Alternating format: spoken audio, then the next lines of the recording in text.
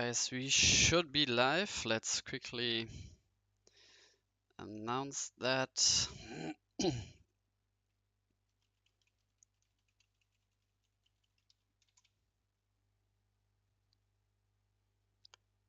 And also,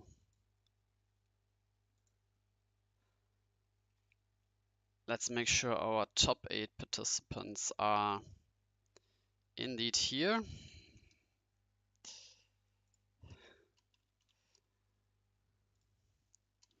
And also we all have to adjust the bracket because Xboom sadly can't play today.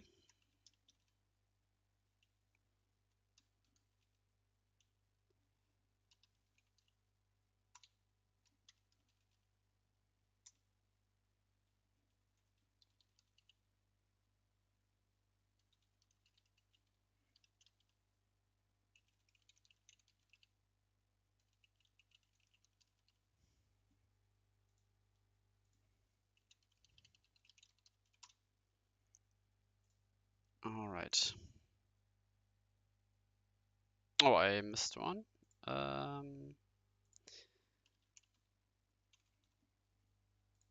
Yeah, because Defender is substituting Xboom as he's the 9th place.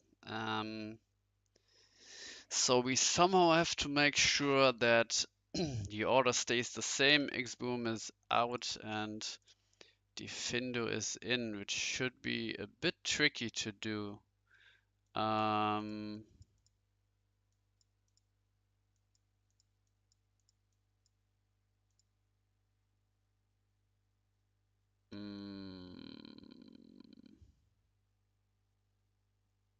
let's see. Because when we give like Defender a bit more points, then suddenly he may be tied with Grave Corpse. And then also maybe some other standings will be, yeah. Let's see how we solve that.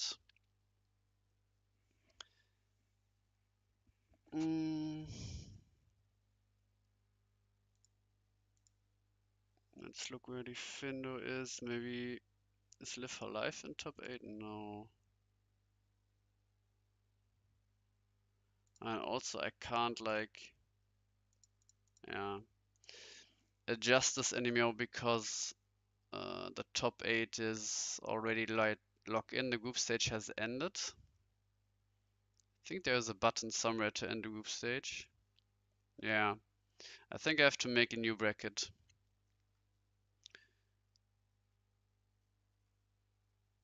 Which is unfortunate, but it is what it is.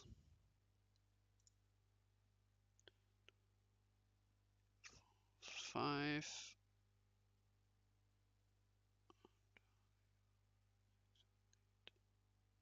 Oh, I listed Defender. Ah, I missed Grave Corpse. Oh yeah. I had Defender. Grave Corpse. Okay.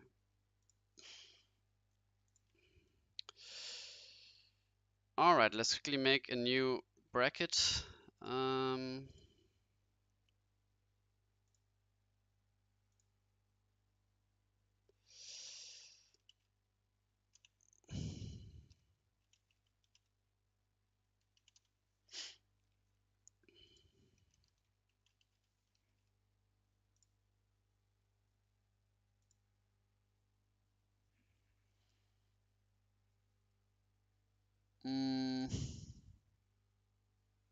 I mean, it is a Swiss round, but I'm not sure how. Yeah, because if I go for like single elimination, the problem we have is that we only have like 2 games, but we have 3 games.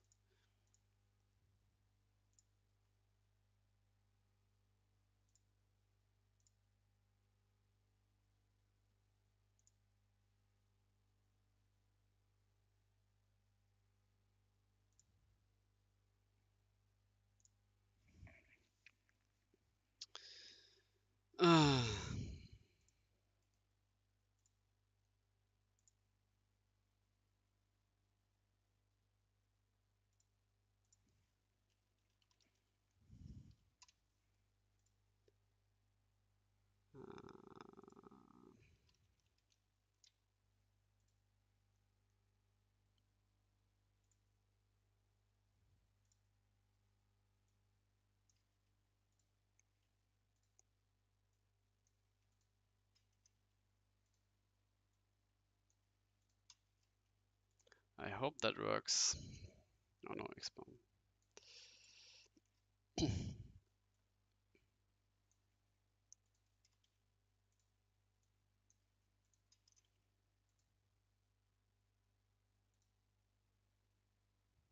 Oh, no, I think that works, yeah. All right, let's make sure. Final stage. So, Mr. Wizard Grave Corpse, yeah, is wrong because the Findo is like the ninth place, substitute an X Boom, but it's not like he will substitute him and be in position 6. So Garabon will be 6, Grave Corpse 7th, and Defindo 8. So yeah, Mr. Wizard will face Defindo, which is correct. Then Dax and Weezing, there is no change here. Serial Grave Corpse, 2nd and 7th, right? And then 3rd and 6th. Yeah, alright. So let's quickly post this new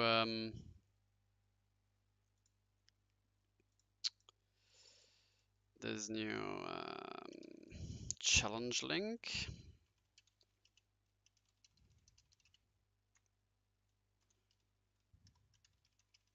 Mm.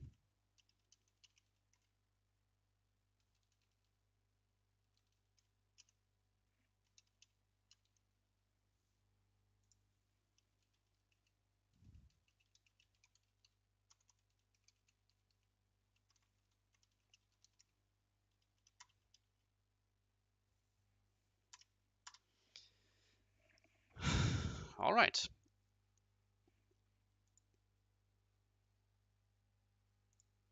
Let's go. Let's start. And as always, we have Claude Alpha, who provided us with the deck types, and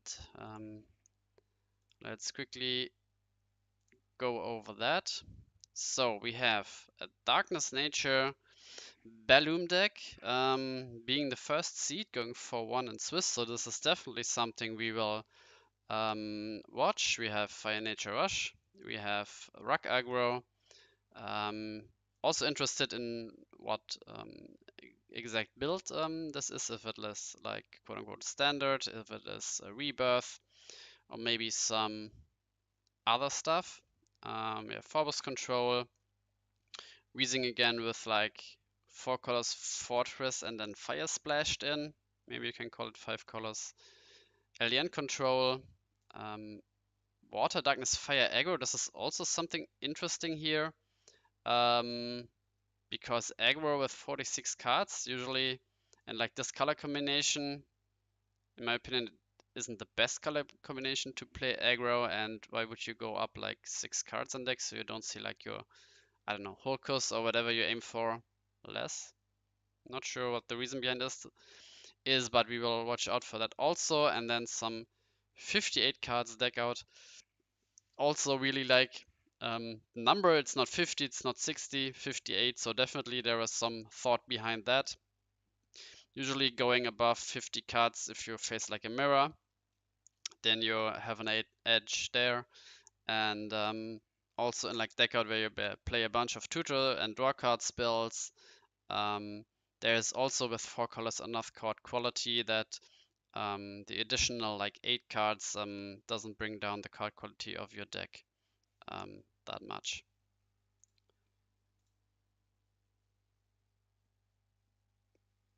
All right, so let's go in the results. Oh, did everyone post that he is indeed here? 1, 2, 3, 4, 5, 6, 7, 8. All right. And everyone.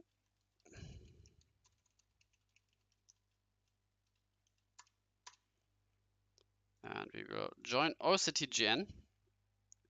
And I think this matchup is pretty doomed here, deck out against Bellum. I was hoping that Mr. Bazat would face something like, I don't know, something, no, I'm not sure what you even want to face with Darkness Nature Bellum. Maybe some sort of mid-range deck. Maybe also some aggro deck which is not FN Rush, I believe. Depends on how many like Skeetos maybe he's playing. Because Darkness Nature not having that many defensive things, but like, I don't know, 4 Skeeto, maybe some early ramp with Fairy Life, Brosum Tribe, and then Bellum as a finisher, not sure. Yeah, Fortress against Phobos, pretty standard here. Maybe we can look at Serio versus Grave Corpse Charger, like Rob Aggro against FN Rush. Should be quick and should be interesting.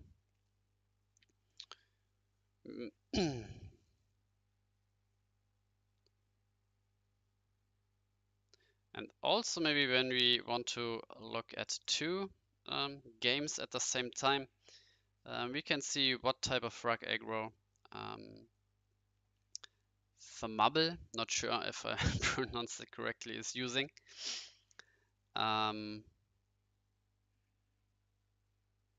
usually people are saying that Light Darkness Nature Control cleanly beats rug aggro, which I'm not really sure because, I mean, of course, depending how Ruck is built, but if it's built like with 2 Wind Eggs, for example, I think it's pretty good. But we will see. So Ruck Aggro is starting first. Yeah,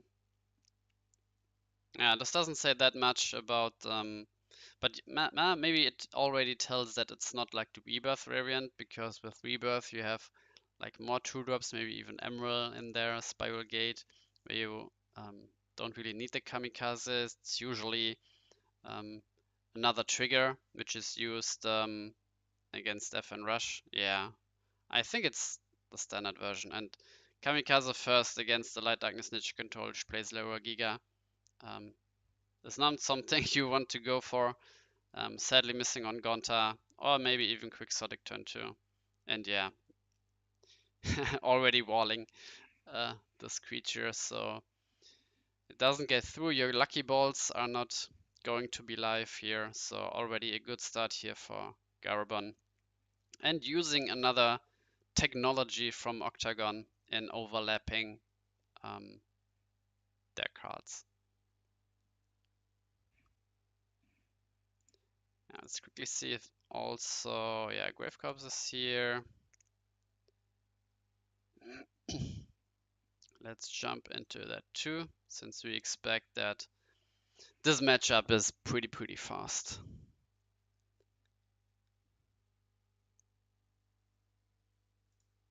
Alright, Hulko's pretty good.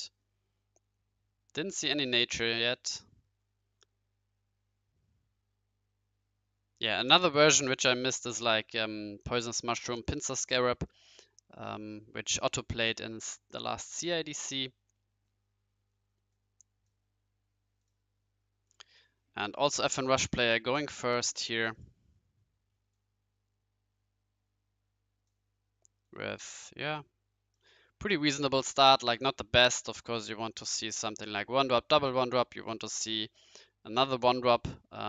Hearty Captain, definitely the worst one. But could have been worse, like no 1-drop, for example.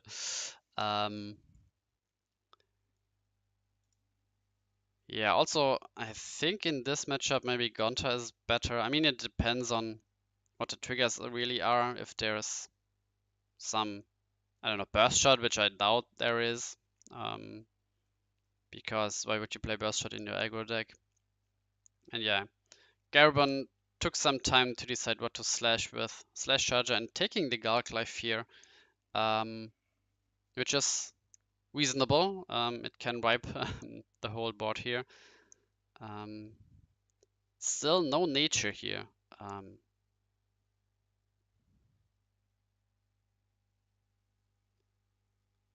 And now I think, yeah, you break 2 shields. So your Lucky Ball is live next turn, and you basically hope that the opponent doesn't have a shield trigger and doesn't have Sky Sword. So you can play Lucky Ball next turn.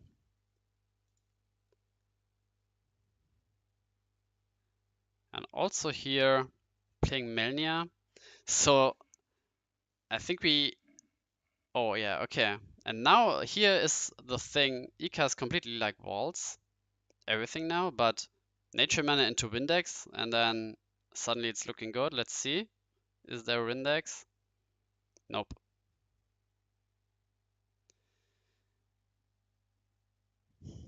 Yeah, you can build the board more. Next turn Windex, pretty good.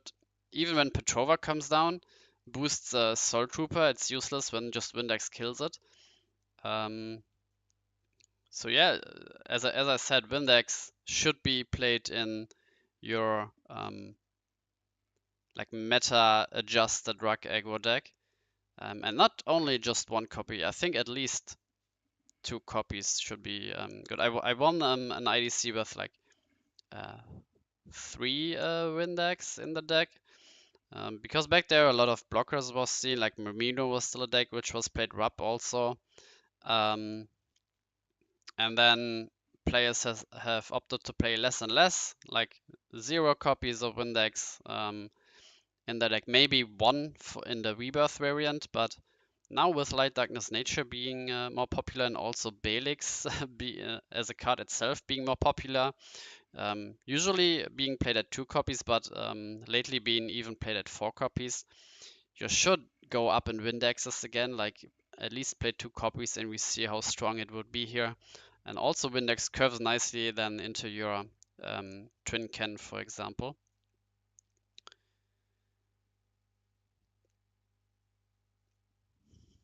And what I like here from Grave Corpse on the right side is that he's playing Lone Tier over the Deadly Fighter Breadclaw. Usually Lone Tier is like pretty bad because when you run into an Aqua Surfer from the opponent, it bounces like your Cook Pollen and then Lone Tier is the only creature and gets destroyed by its effect. But since you also play Melnia, you can't play like Fire Mana and then play Deadly Fighter and then also play Melnia turn 2, which just doesn't work. So we had a guy who was playing that, but it's like anti-synergy here. So I like that he's going for another route. But I still don't get the 46 card. Like if you are playing like Lone Tier, why are you, I mean, going up in the cards in deck? Not sure. Slash Charger, yeah, there's a Windex. Yeah, pretty crucial here against the Ikas. But also just like Coral, Unicorn Fish, bouncing the Ikas,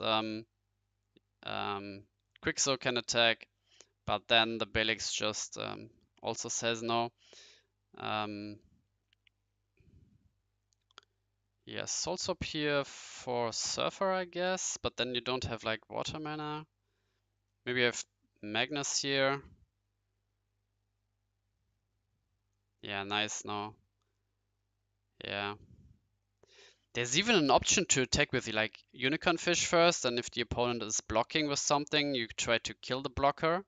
But I think here, yeah, you can just try to finish the game since you have like enough attackers, but like 1 shield trigger stops you.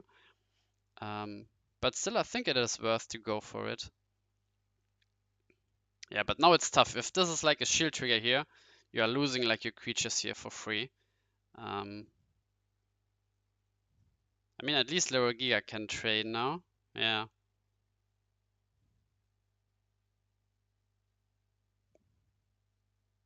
Yeah, GG. I mean, oh yeah, he swapped the Surfer out. But still, what's your out here? Play some more blockers and hope that the opponent doesn't top deck like Water Mana, doesn't top deck like another Windex.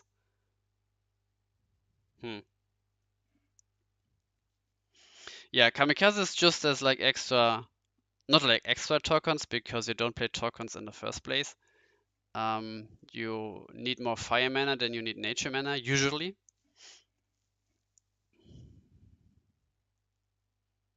Because with like 4 Gonta, 4 Quixotic, and 4 Brosam Tribe, you're already on 12, and then you play something like Windex, as we saw, you play like Arc, probably, so you need 13 mana colors for consistent turn 2 play, and usually you need a bit more fire here.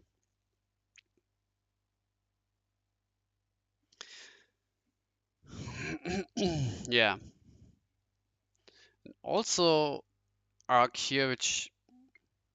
And no attack! I mean, what are you waiting for here? I mean, you basically have to hope for a shield trigger, Surfer, but then if Spiral Gate comes down, yeah, why not? The attack was definitely... Oh, there's Surfer. And now if you have a speed attacker, you win the game. And I don't think he's on like Chimera. We saw some Chimera aggro being played with Water, Darkness, Fire.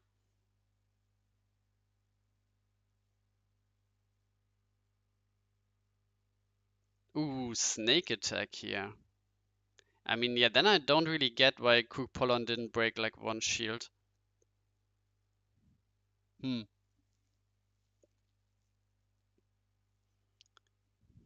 Yeah, and basically now from Garaban, you have to hope that the opponent doesn't top deck water mana. Or like Windex, or maybe... Hmm.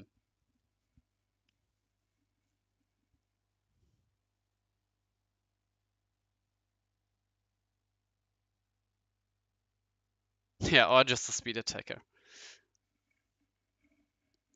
Yeah, but there's still like a line here, yeah, where Bilix blocks and then Ika stops both of them.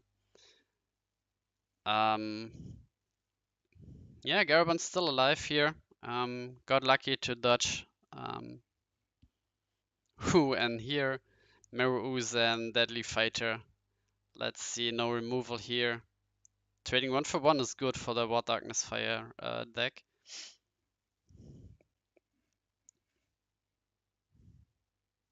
Like, what are you thinking about here?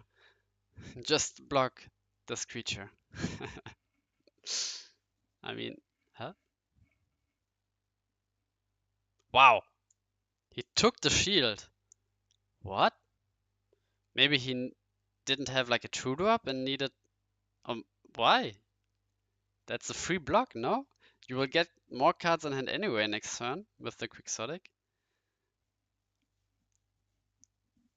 And Garaban thinking for longer should mean that there is no out in hand currently, or clean out, like no Sky Sword here, which is on the other side lucky for our 1-2-3 guy, Thumable.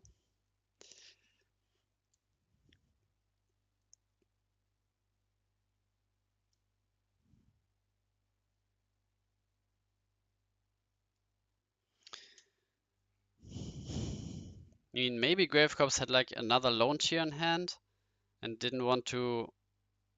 No, I don't get it, to be honest.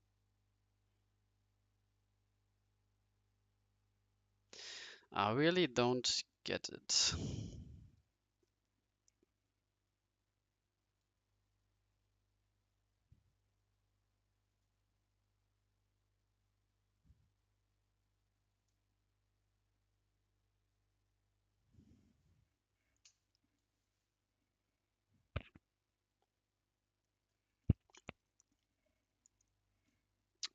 Okay, so Grave Corpse basically decided I'd take 1 shield extra against FN Rush. Huh. Which is interesting, definitely interesting.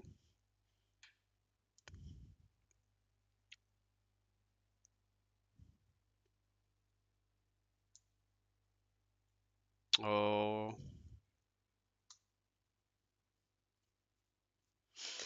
I mean, Loco didn't trigger the discard effect, which is nice here for Sirio, but yeah, another shield trigger. But Local not that useful here at the moment. Because you usually want to play a creature here and then it can't trade into Quixotic.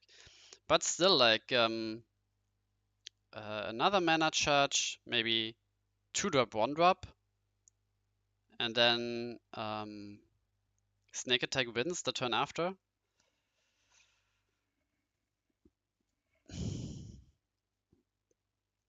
So definitely 2-drop, 1-drop is needed here for Grave Corpse.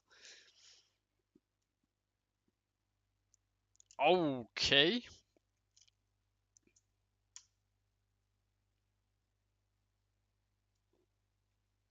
Another Ecas here and then Slash Charger. Yeah, now let's see if there's a Windex Garden, we'll definitely take Windex. Otherwise, I would take something like Lucky Ball, so it's one less mana for the Surfer, which is still looming. Yeah, swap. Yeah, and that means like no. I mean, I would have taken Lucky Ball here. Hmm. But yeah, that means no Windex here in the Marble stack.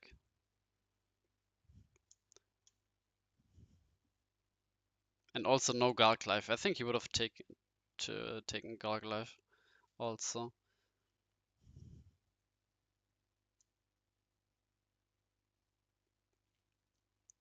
So yeah, with this play now, that Grave Corpse did like play nothing. He's dead on board now, because Magnus is in hand here. And he needs to play something like Magnus to kill Sniper, but then you are doing basically nothing. Yeah, the play nothing with Loco killing the Quixotic, also questionable. Maybe he didn't have like 2-drop, 1-drop. And now Thmubble is charging. Oh, he's playing Stream.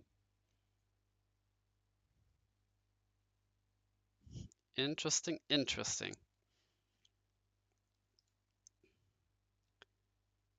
Yeah, Quixotic will happily trade for one of the Soul Troopers. Oh, he's saving them. Wouldn't expect that, yeah. I wouldn't expect that at all. Maybe he has like Petrova here and can boost Ecas, and even if the opponent is removing one, it's whatever. So Aquaguard coming here from Grave Corpse is, I don't think he's on something like Crystal Spin Slicer, but it may be a bait for Crystal Paladin, which you should play. Also against like these Light Darkness nature decks, you can play like 1 or 2 Crystal Paladins, and then you have your Hulk Surfer and Guards. Oh, nice. Double Sky Sword. Hitting an untapped mana for the first one, and now, yeah, now it's pretty difficult to win here.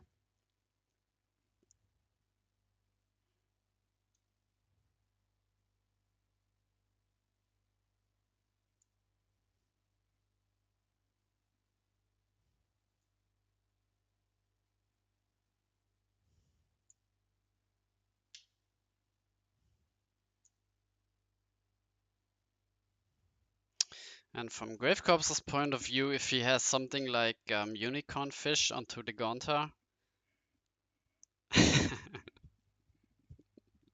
making sure to tap the mana first to see how many you have. You have 1, 2, it's too many, just like tap them. Your typical FN Rush brain coming in here.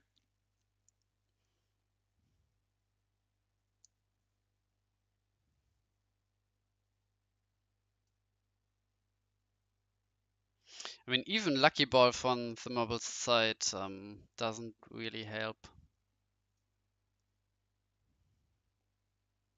You need a way to get rid of the Ecas.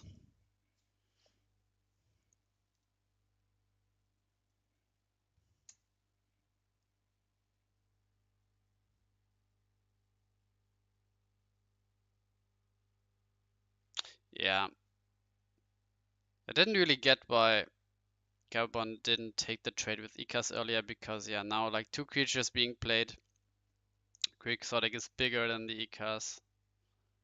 And yeah.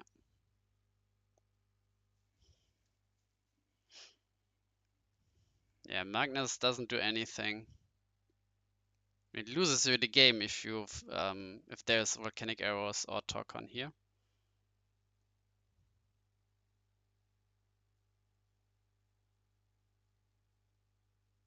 Think. What? If there's arrows, you kill the guard and then you win. What are you thinking? Huh.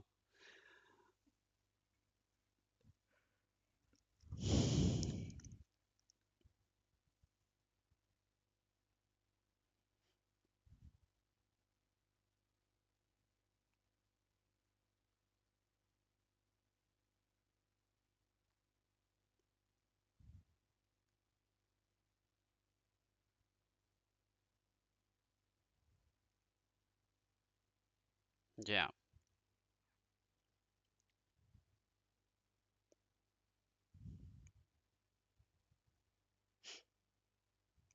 Unless you top deck Gonta here. Oh shit.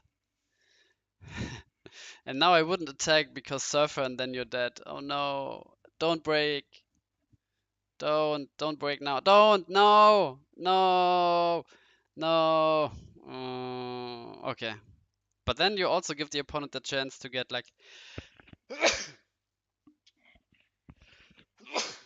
uh, excuse me. To get another Magnus. So the first attack was like okay because when like Unicorn Fish comes down, um, you lose to last shield Surfer again. But the second attack was questionable here. Yeah, now double Magnus. Oh man, oh man, oh man. But we didn't know if he got it from hand or not. And FN Rush loses to this pile of stuff.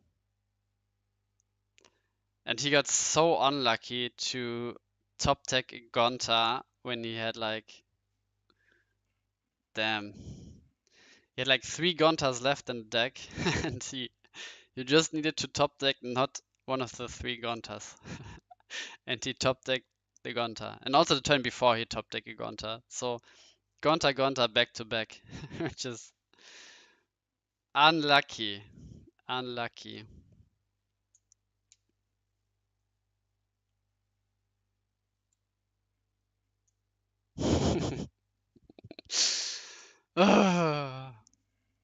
All right. So let's see. This one. Maybe we can watch Weezing and Dark Sign up playing.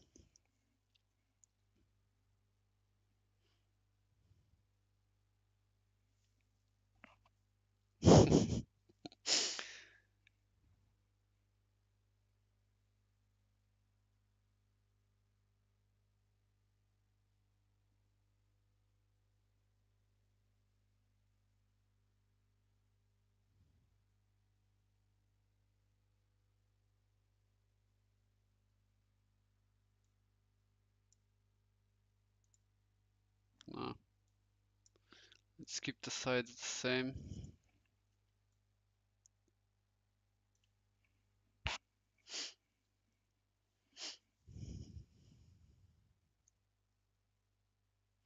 Alright, so Forbas probably searching for Lost Soul here.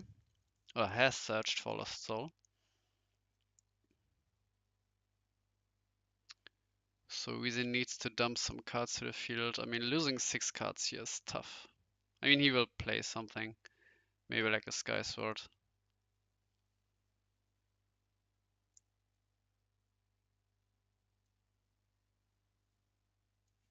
And Garavan basically thought about playing into the Quixotic or not. Oh yeah, Patrol and Soul Trooper now. Ikas can still kill Quixotic. And Holy Aura. Ay, ay, ay.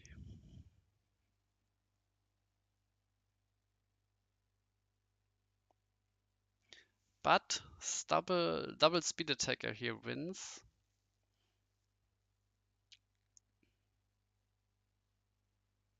If he has like Magnus. Or like Magnus. No, Borzum Tribe. Oh no, Hulkus.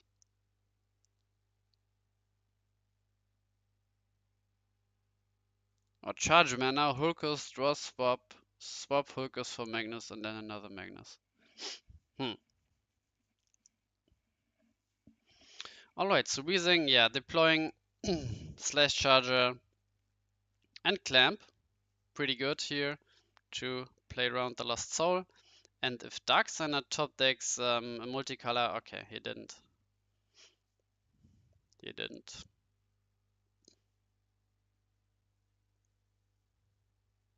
And oh, he's only on one shield. Oh, did he play? Ah, he played Ghastly Drain. I think on Darksigner's part, just attack. Yeah. Yeah, definitely correct here. Yeah. Yeah, last field server. Alright. Yeah, but I mean, you're basically, I mean, not happy because if there was like blank, top deck blank, then you would have won the game. But now you get your Phobos effect back, and Aqua Surfer is not like a plague with what that the opponent could have played like next turn, or even worse, like a Rebirth. Just Rebirth onto Phobos, get like, I don't know, your own Phobos, but you don't play Phobos. I mean, Rebirth would have been the same situation.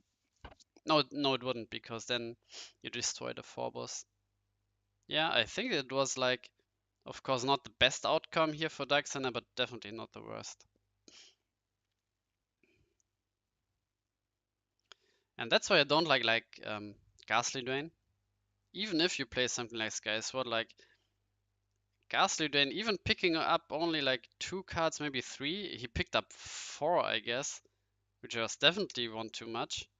But then your opponent just needs like 1 creature and then plays a Buzzer Gazelle, and suddenly you lose the game. So I'm not a huge fan of Ghastly. And of course, it's nice when you play against deck out and they play a bunch of snares here, or just like in a control mirror in like the mid to late game where you played like 2 Sky Swords and then picked up some stuff with the Ghastly Drain. But otherwise, this card is like not good. Like early on, it's pretty dead here. Yeah, Morbid now for probably Sky Sword and Rias, yeah.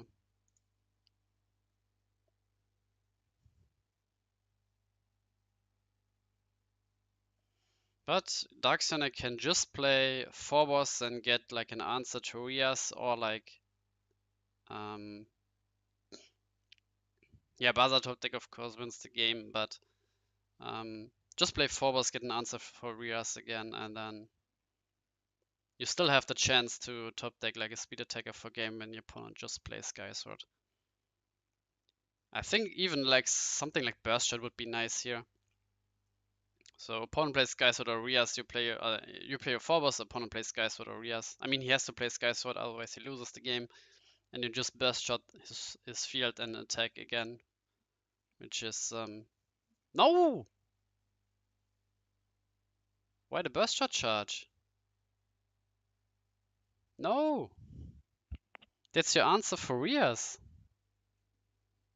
And also clears like 3 creatures when the Sky Sword comes down, so even if the Sky Sword is setting something like a swap, it's dead. I mean, why not hold it in hand? What's like the upside of having like 8 mana instead of 7?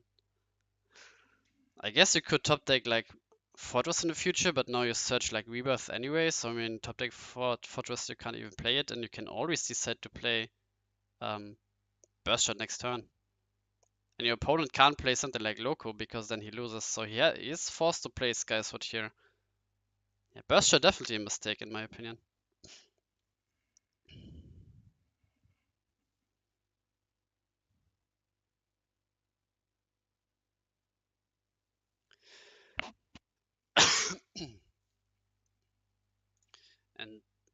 Two players here on the left, like taking so long.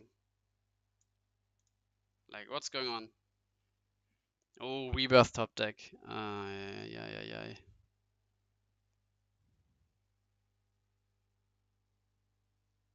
Getting Surfer out for what? And here's like another upside of playing like your Meltdown, because now suddenly a random Meltdown just wins you the game.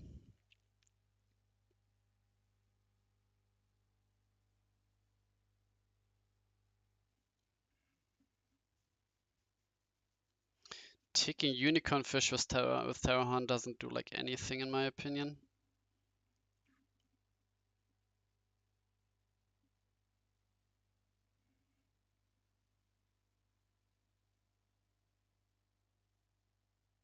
Even double Unicorn Fish doesn't do anything.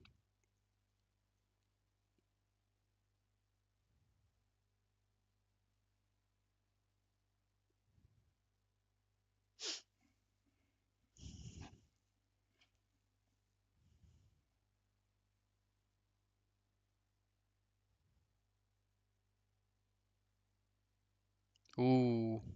Yeah, this is GG now. Taking away nature and light.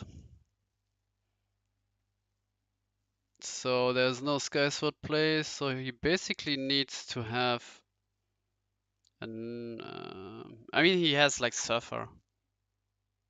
Wait, what? Don't you have Surfer in hand? Oh no, you bounce Brosam Tribe. Right.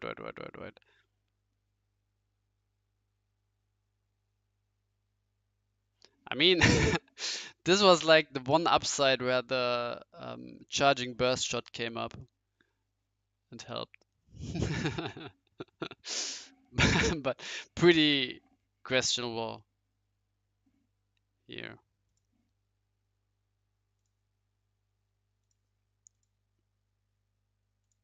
Maybe from both sides.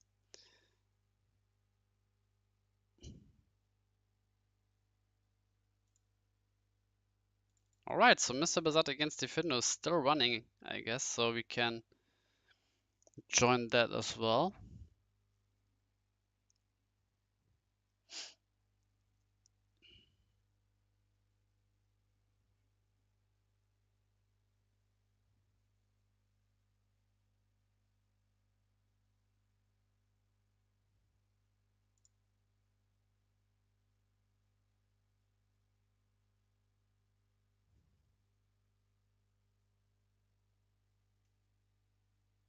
Oh, Unicorn Fish. Yeah, and now Soulsop Unicorn Fish for Surfer wins you the game. Yep.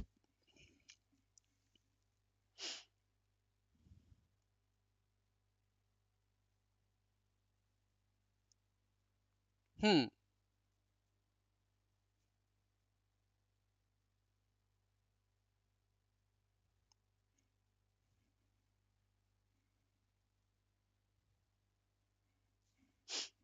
What are you waiting for? Attack, please. Go. Ah, you need to discard and stuff. Yeah, I see. Because of the vapor.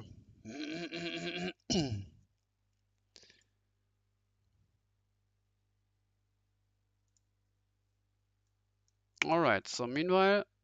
Oh no.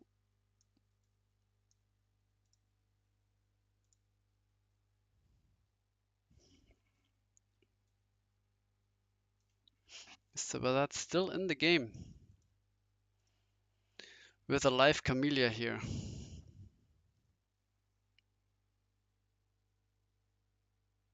And yeah, the marble wins. Game 1.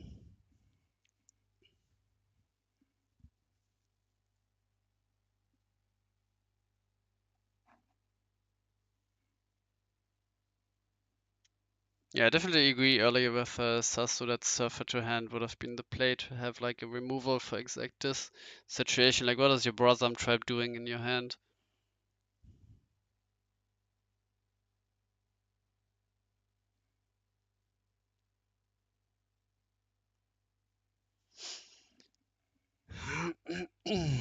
Yeah, Gajira boot coming down, and now you can go for game.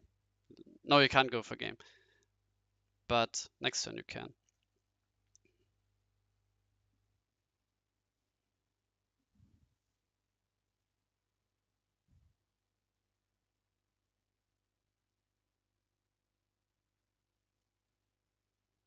And yeah, in the long games, like you are usually playing like 4 Gajira boot.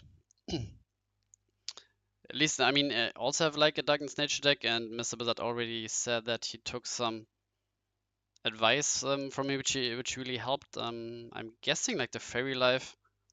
I mean, Fairy Life into Camellia or Loco, already pretty good, and you need to ramp. Oh, he's attacking instead of searching. I mean, one Blizzard of Spears and his whole family is gone. But Blizzard of Spears doesn't help, and next turn Photosight can evolve into Balloon and just end the game.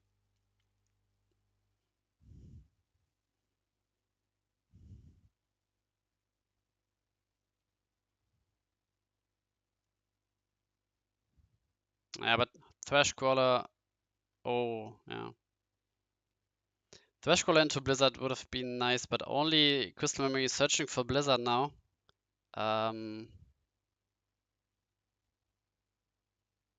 Yeah, it's GG when there's a Bellum. Let's see if there's a Bellum for game.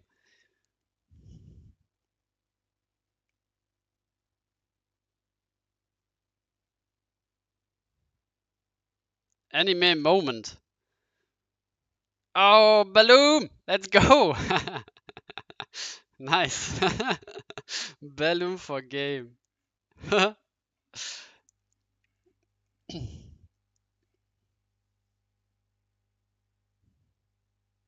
So it's probably 1-1, I would guess.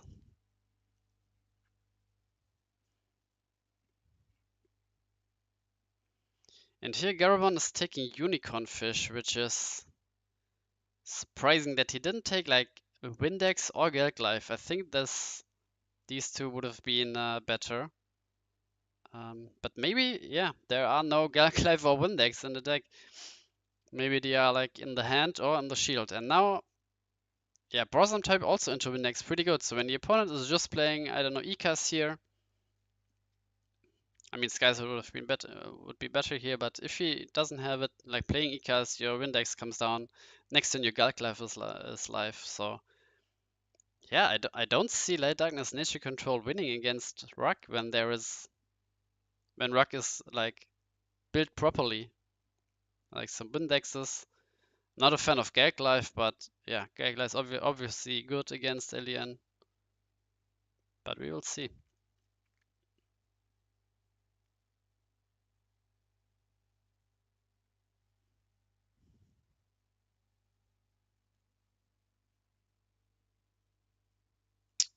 And now Galbon probably thinking, do I play into like Windex in hand or not? I mean, he played Slash Charge. He should know that Windex is either in hand or in the shields. And like, what are the odds that it's like in the shield or in the hand? And it's probably more likely that it's in the shield than in like 3 cards in hand. But let's see.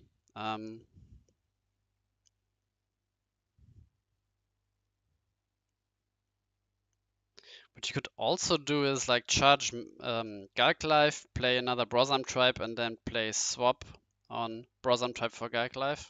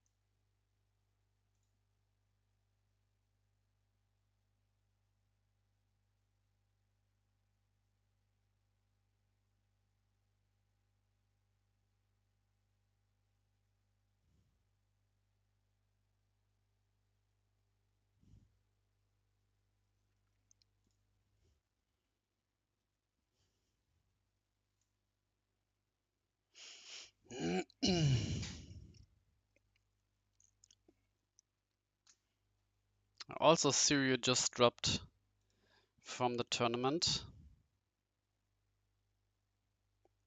Yeah, nice sequence here. You attack with Gonta. Lucky Ball is live now.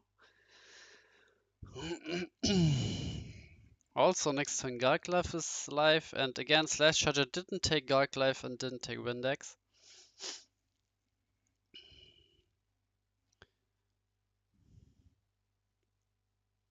So for Mr. Bazat, no Fairy Life into Camellia.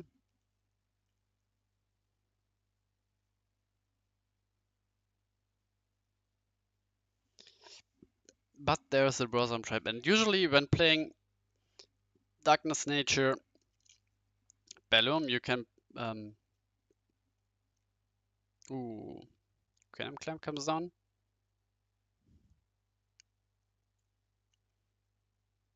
Usually you are playing a lot of ramp here, since yeah, Bellum is a 8 mana card. Also some of the baits are 5 mana and upwards. You don't play like the 4 mana Demon Command, which is like weak. You would play it like in an aggro version. And that's where you can play like your Lost Soul. You're usually playing 40 cards. You play Lost Soul, you play a lot of ramp.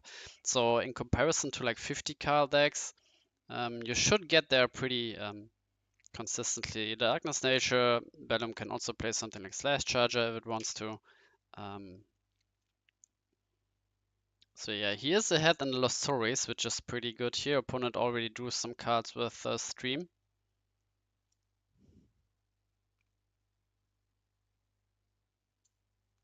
And also, since you don't have like that many like card draw, you can argue to play De La Serna in your Darkness Nature Bellum version, because you can like turn the tides like quite quickly with your Gajira boots, swap Gajira boot, De La Serna comes down, and so on.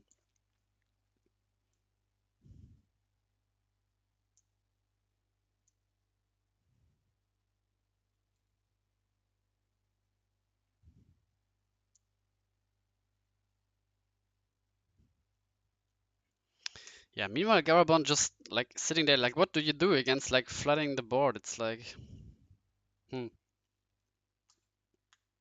Ooh, discarding Terrahorn. Interesting. So form of card advantage being discarded here. Hmm. No mana charge. Like what? Why did you discard the Terrahorn? Hmm. Again? No man. Hmm. Petrova and Soul Trooper. You can't attack. Yeah, and now, yeah, Windex and you win the game. Like, just play just like Windex or just like Surfer onto Ikas and you win the game. Like, LOL. Keeping the Benzo over Terrahorn and hitting the... What the hell?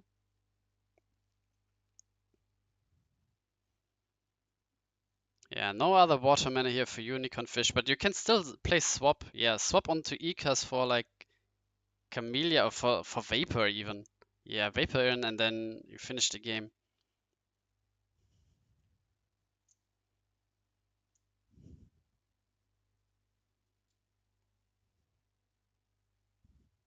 Yeah.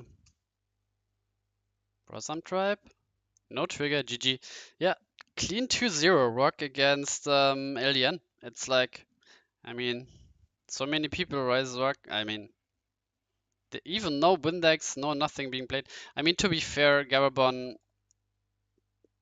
his first play was what? Ikas and then Petrova and then Scoop? Or what was like? I think Slash. Did he play Slash? Yeah, definitely like a weaker opening here from. But he went first, so yeah. Again, no mass removal. Yeah. In my head, this is like not like the typical game on how the matchup is being played out, but I definitely think Rock is at least even. But I mean,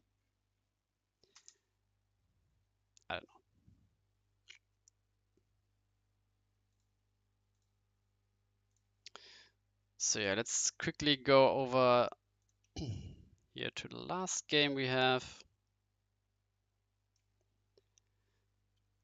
Yeah,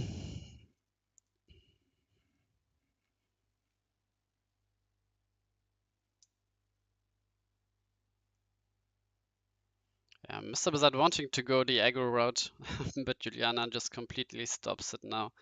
And I'm really wondering what like the other two cards were that he discarded and not like Terrahorn. Because I feel Terrahorn is pretty good here. And he didn't charge like last turn, so...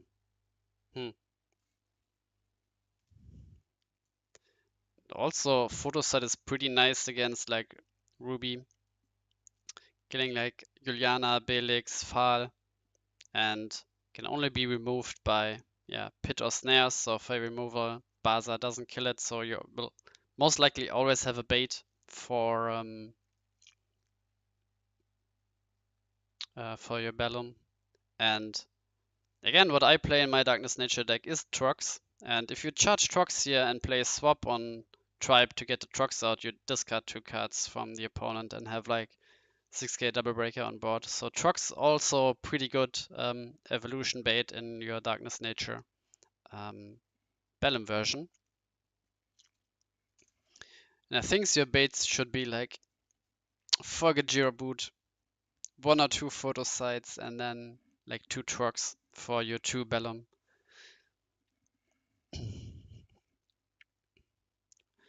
And then on Nature, you obviously play Frobrazam Tribe, like some amount of Fairy Life, some amount of Terrahorn. Camellia is nice when you play Fairy Life. Even play like Ultimate Force, which is nice in the control matchup.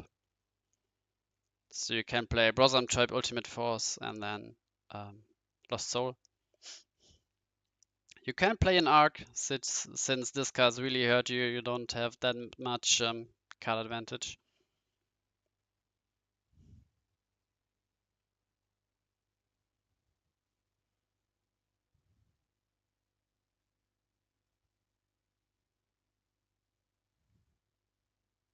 So I think it's pretty like easy to build. Oof, another Loco. What the hell? But the problem is that everything dies to Burst Shot now. And Terrahorn wouldn't have died to Burst Shot. And yeah, I mean...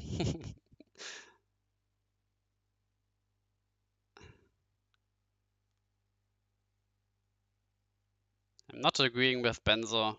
I mean, I get that it's nice against control maybe, but against everything else... You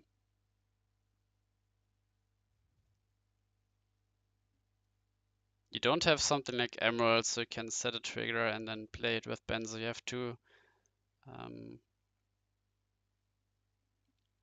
rely on your RNG.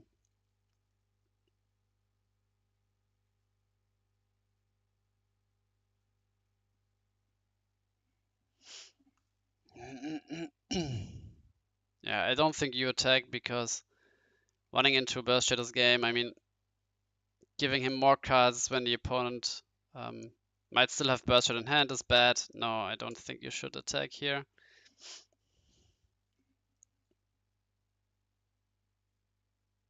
Hmm.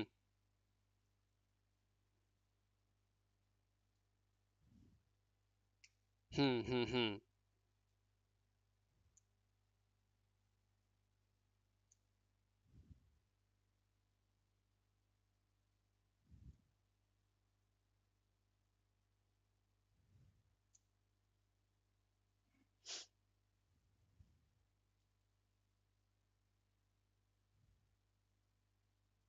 Yeah, this is TCG, so every card that was released in the West. DM 1 to 12.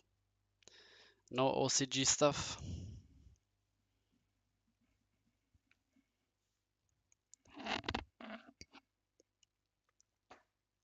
And Defindo not immediately charging and playing something like Burst Shot or Blizzard. should tell us that he doesn't have it, which is true. So for Keno Charger, and then maybe another Juliana.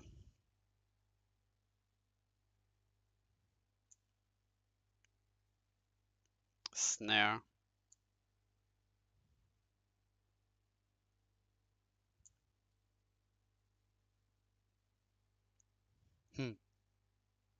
I mean, now Mana Charge, Gajira Boot, Benzo Attack. I mean, it's close, it's close.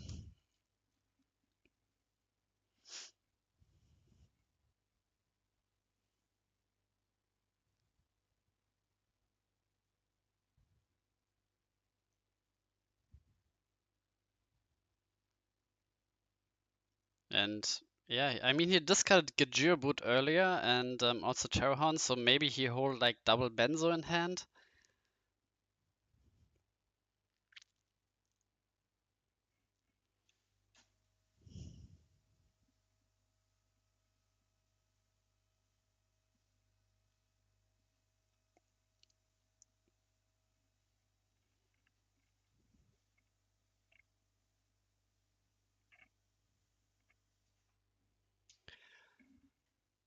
Four mana Loco. Oh, Baza discard is nice. And now I think you.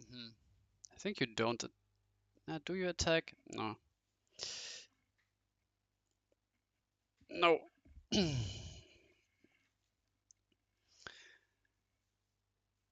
3 mana stream here. Now you basically have to.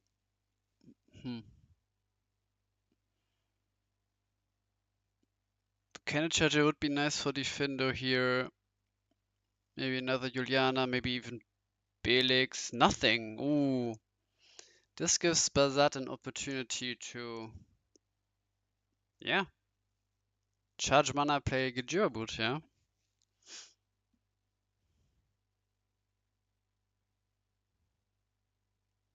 Ooh, Photo Sight, even better, I think. Because now, again, charge mana, Gajira Boot, Photo Sight kills Juliana and you win. But you basically faded some, like 2 draw steps here from Defender. Not finding anything to play with the stream.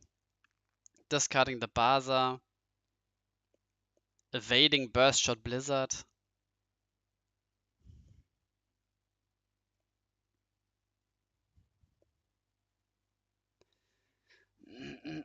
Yeah, Pebble useless at the moment. And yeah, that's the problem when playing 58 cards here from Defender's side. You can only play like 4 burst shots, and then, of course, the more cards you play, the less you see the burst shot. I mean, Blizzard of Spears would have been like a bit worse since it kills Juliana, but still good. Didn't see that one as well. And a bit low on like Water and Light, only like 2 snares and mana. So I think you need to get rid of the photo sites somehow with like a Terra Pit here.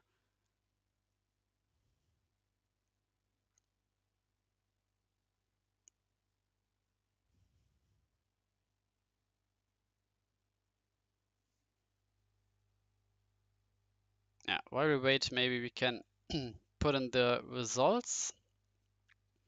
Using Dark Center 1-2-0. Grave Corpse 1-2-1.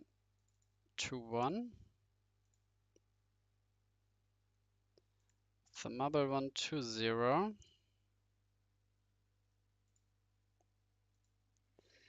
Here's the play now. Logic Cube maybe?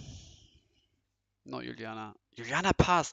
I mean, the turns are so weak here from Defender. And yeah, here's Trucks. Oh, hitting the burst shot with Gajira Boot. Holy moly. And now you just pass. Holy moly. Yeah, and as I said, you need to also play Trucks here. I mean, so far this deck looks pretty similar to my deck here from Mr. Bazat. Except I don't play Camellia, I play 3 Terrahorn. Yeah, Geoboot hitting the burst shot. He got pretty lucky to attack earlier, not hitting the burst shot, and now Geoboot hits the burst shot. And the Findo's looking pretty grim, and the best play last turn was just Juliana pass.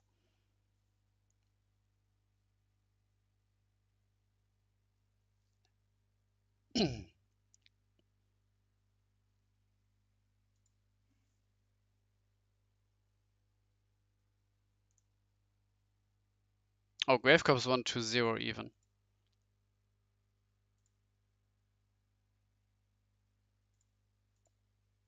Right, we watched that match.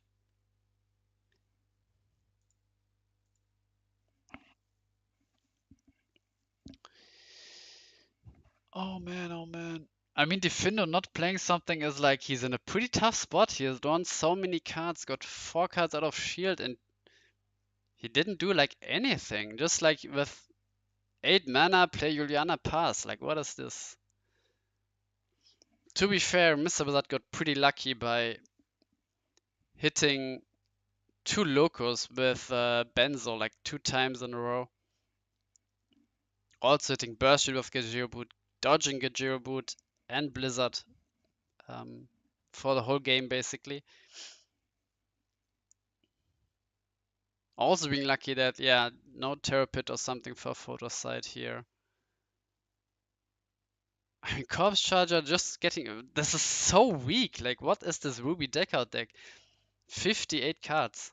So weak. And now it's just game. Like, what do you do? Now, like, even Burst Shot is too late. You attack with Loco first to play around Burst Shot, definitely. 100% you attack with, yeah. You have to block here with Juliana. Yeah, in this game. What the hell? What the hell? Wow. Unbelievable that Bello won against Ruby Deckout. Unbelievable.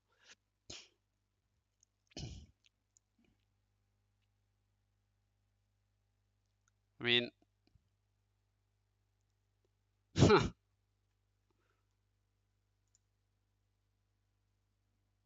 yeah, but I mean, on one hand, Mr. Bazat hit everything right and Defender hit everything wrong. It's like, but yes, it's such a weak like Deckout version. Like, where were all these burst shots, blizzards? I mean, Spiral Gate. Why would you play Spiral Gate in Ruby Deckout? Hmm. All right. So we will definitely watch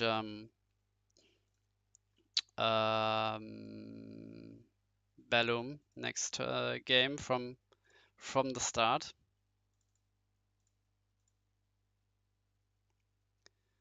And also another tough matchup against Forwards Control. So yeah, Sirio dropped, so we only have like 3 games.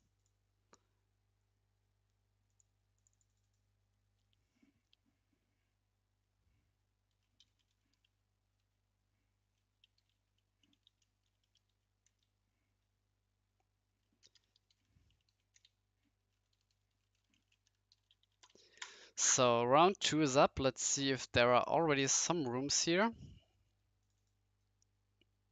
So yeah, Darkshiner should be pretty happy that he got the Bellum deck.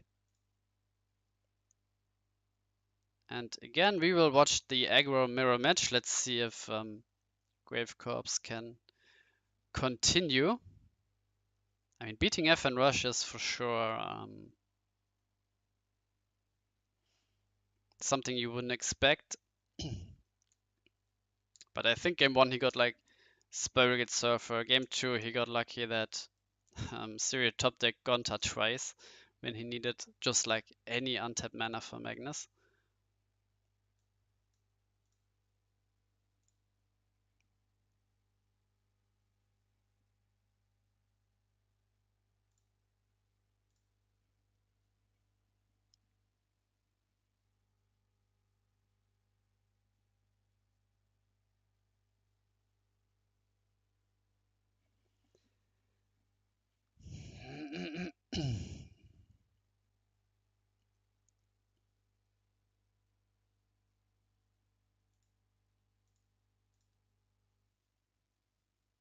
Alright, so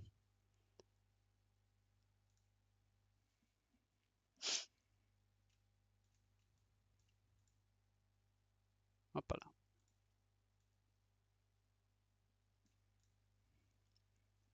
Yeah, 46 cards as like Water Darkness for Aggro. Still something that surprises me, but yeah.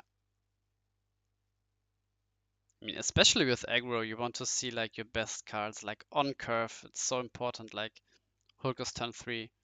I don't know, Cook Pollen or Melnia turn 2. Like why? I don't know.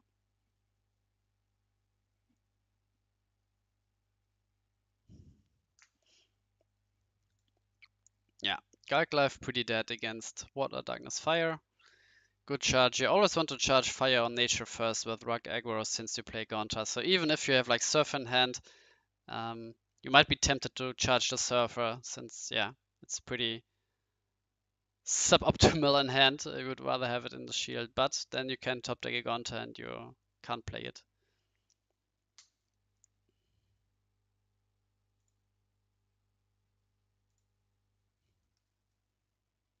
And Grave Corpse is on the Deadly Fighter Breadclaw. Like, what is my man doing? Playing 46 cards, playing Melnia, and playing Deadly Fighter.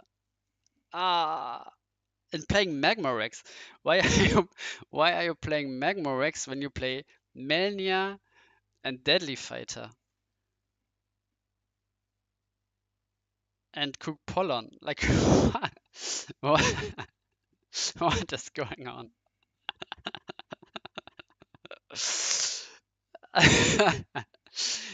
Basically, how many anti synergies can I put in my deck? Yes, I can.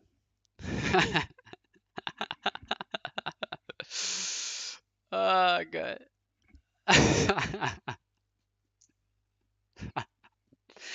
And then he still beats F and Rush with it. It's so funny to me.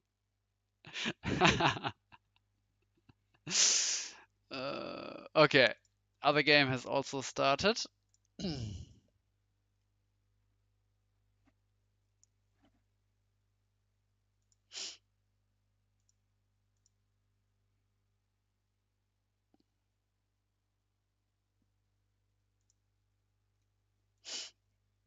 Opponent playing Quixotic, damn. Like, okay.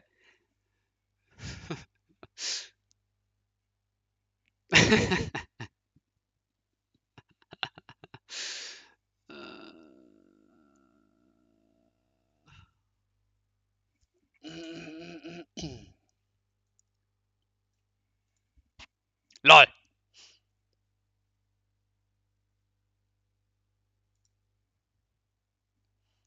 Jewel Spider. How many different 2-drops can you play?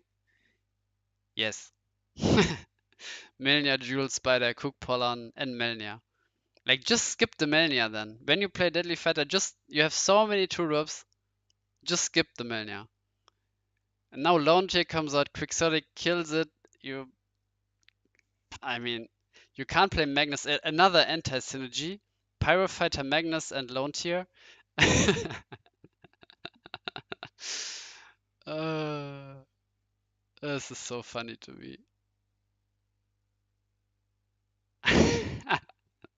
I mean, I think you can. It's is it an anti-synergy? Because I think you can decide to stack the triggers in the way that Lone Tier survives. So both creatures like Magnus and Lone Tier are triggering at the end of turn. So um, you can decide to trigger Lone Tier first. Lone Tier checks, Magnus still in the battle zone, and then Magnus triggers. You put the Magnus to hand. So it seems like an anti-synergy at first, but when you stack them correct, Lone Tier resolving first, then yeah, Lone Tier will survive. And here's the Mania, yeah, like, oh man, oh man, oh man. How did this win against F1 Rush? You don't know.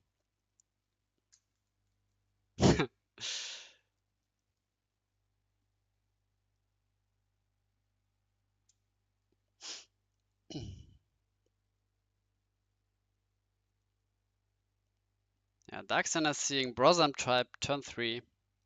Pretty happy, also on the die roll.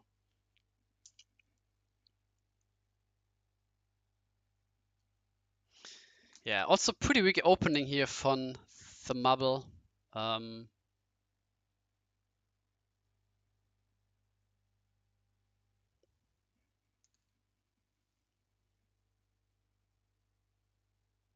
And also you don't attack with Kamikazes since it's an easy trade for launch here. And Surfer first shield. Mhm. I mean, yeah, that's how you win FN Rush and other aggro decks when you always have like Surfer and you are playing 46 cards and you are still having Surfer first shield. My man is doing it all.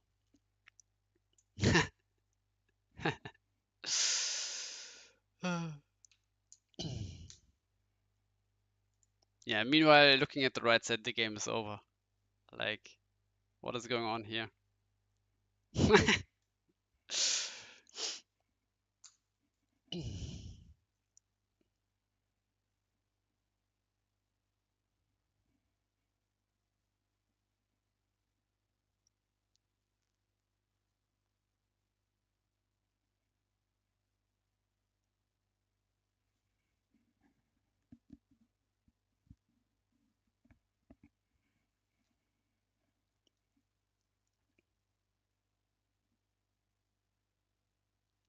Dark Center writing, he just needs to ramp into Lost Soul and win the game. But if he doesn't have Lost Soul, then yeah. I think if he has like charge Phobos, play Brosam Tribe, hope for an untapped mana, play Soul Swap, charge Phobos, play Brosam Tribe, untapped mana, play swap onto your Phobos, get Lost Soul next turn. GG. No mana charge though. Why? Ah, I see.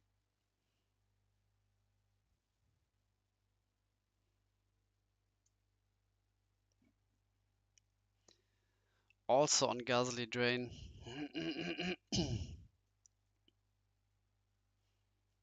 Again, not a fan of Ghastly Drain. Oh, Benzo, let's see. Hit the Loco again.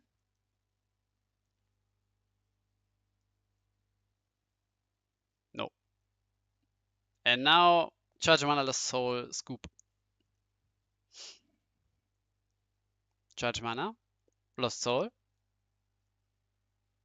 Is there a scoop here? There's Arc. So probably no scoop.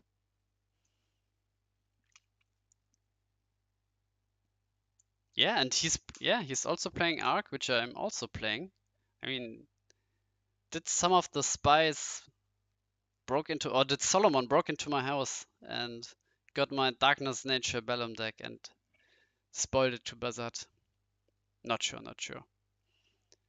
But yeah, this Arc doesn't do anything. Still no nature mana. Like, And another Melnia charge, like do nothing. Yeah, kill Quixer. I mean, now even Lone Tier attacks, Cook Pollen attacks, Kamikaze is sad because it can't trade into anything. Stingwave is good for the Marble next turn. I'm also not a fan of the Kamikaze in general, since, yeah.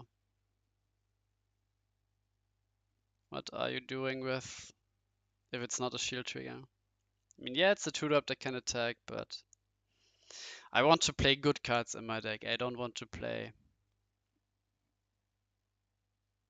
I mean, it's not a bad card, but I don't want to play like average cards. I want to play the best cards, and Kamikaze is definitely not one of them, even though I get like the point of being like another 2-drop that I can hardcast and also a shield trigger. But there are other ways to get around that. So yeah, Searing Wave is needed here, otherwise he's just losing the game. No Searing Wave. Yeah, like how do you win this game now? You basically also need Surfer.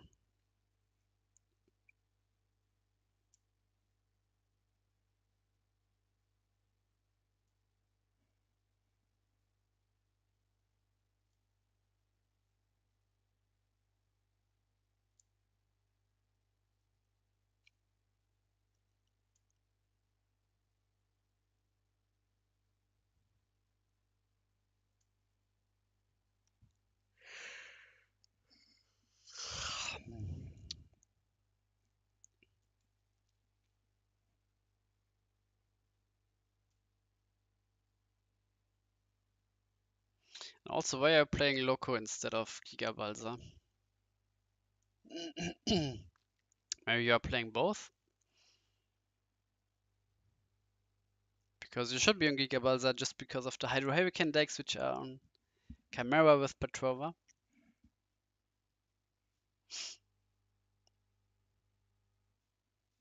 Another lone tier being charged. I think lone tier is pretty good here in this situation. 5 mana. Swing wave of his own.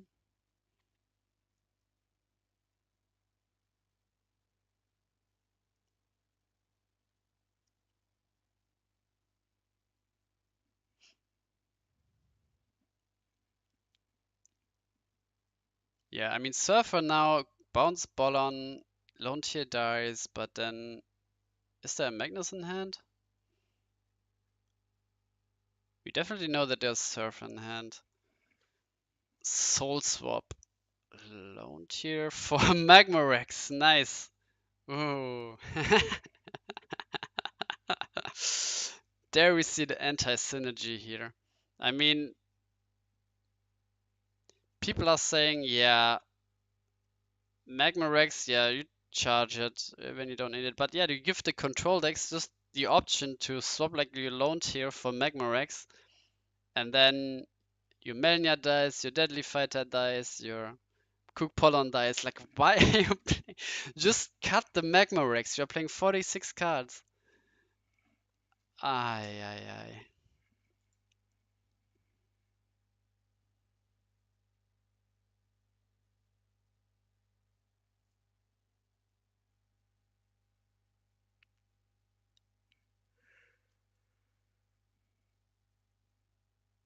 Ay, ay, ay. Mirror on the right side. The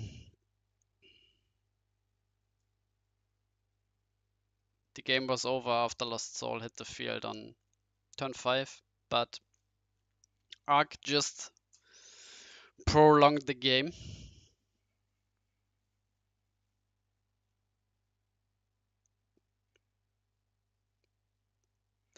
Grave Corpse with the turn 1 because he opened Deadly Fighter and Melnia. I mean...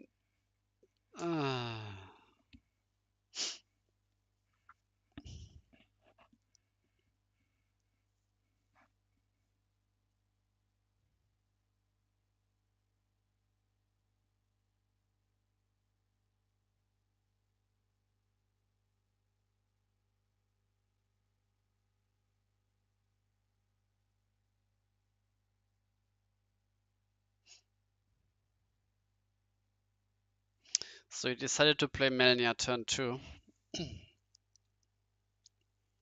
instead of Deadly Fighter turn 1.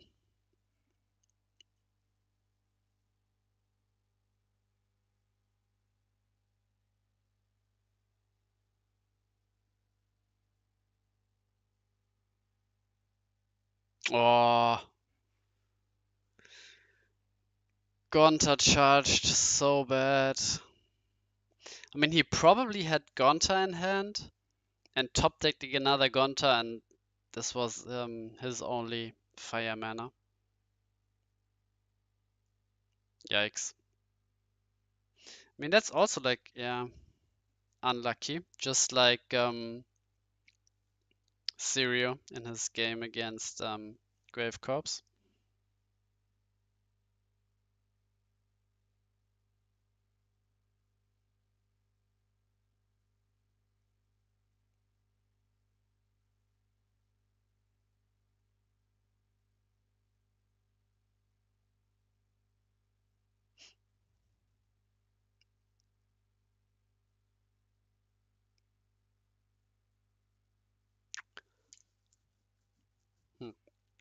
Also, we didn't talk about like Slash Charger in Phobos.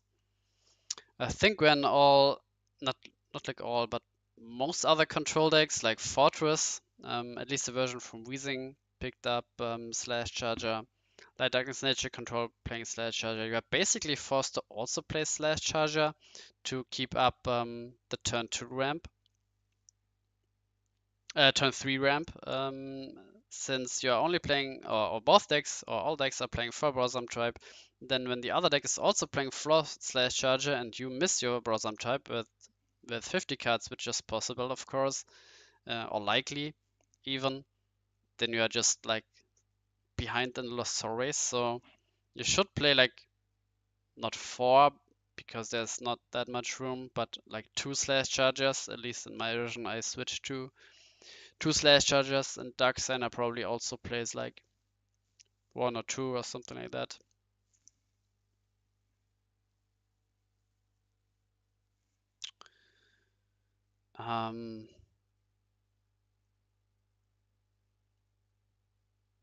Yeah, so not playing the 1-drops is interesting since you're going second, and usually you have like 1 more card in hand, opponent's attacking first, so maybe you want to keep them. Also, I don't like the Ancient Horn. Just play another Windex instead of Ancient Horn.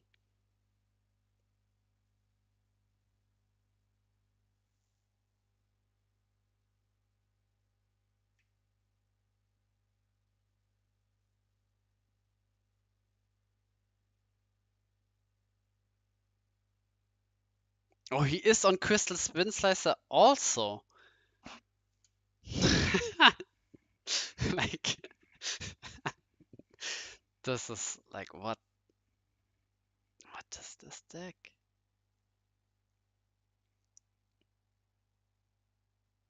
I mean, you play Hulkus, Melnia, and Aquaguard, but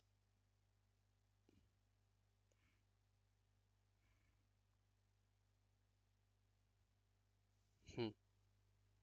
Oh, there's the Loco from Shield. Let's see. Discarding far.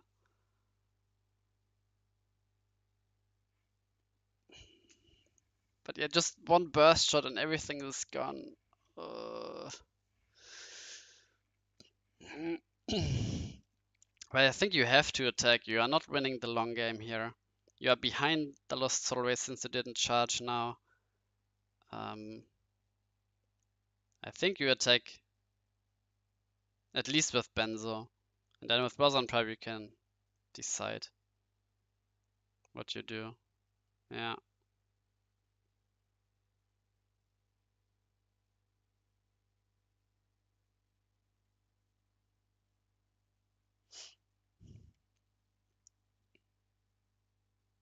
Yeah, but now Burst shot a Blizzard and you basically can scoop again.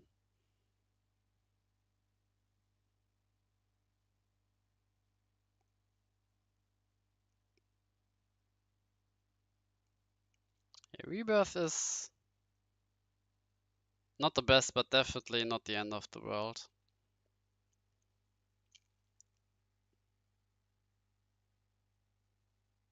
And I think the Mubble needed to play the Hulkers, like charge Unicorn Fish, play Hulkers, maybe like another 2-drop. Because you can't really attack since Spinning Terror answers everything you have at the moment.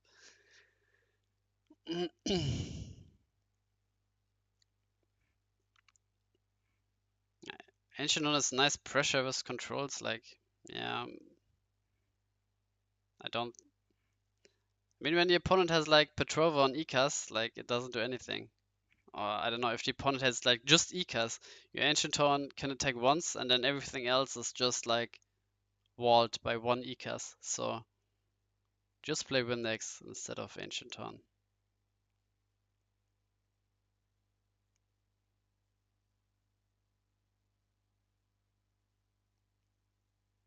And Darkseid are basically deciding to play Loco here or not, because when he hits Arc, it's like game over, but I think you still have to... I mean, if you are not... I mean, it's... I think it's only like a one-off in Mr. Buzzard's deck, and then he has to have it in hand, and then it's like a 33% to hit it. I think you should just go Loco and discard. Yeah, hitting a Boot here is huge. Because Gajira Boot attack with everything, you're on 0 shields, but then Meltdown just wins.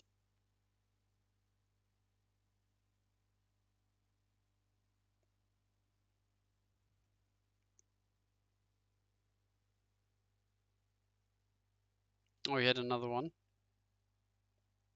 Destroying Dimension Gate.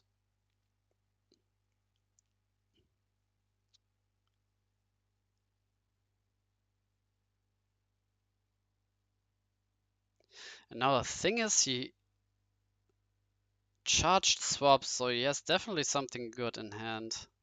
And I think I would have liked Bazat to stop at this attack just with Benzo because it can't be traded back, and now you give the opponent the opportunity to get something like Blizzard out of here or out of here. And also, again, Meltdown is just game here.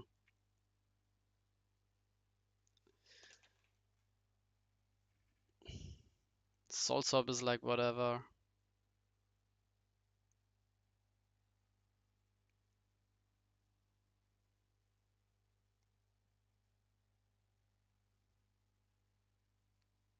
I mean, yeah, Terrahorn, that hurts. Dark Center still needs Blizzard of Spears, or a boss shot is not enough even because Gajirabut survives here.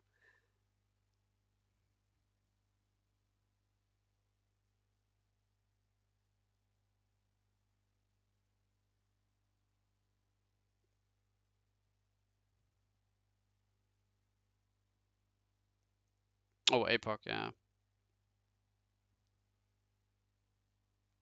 Clears everything.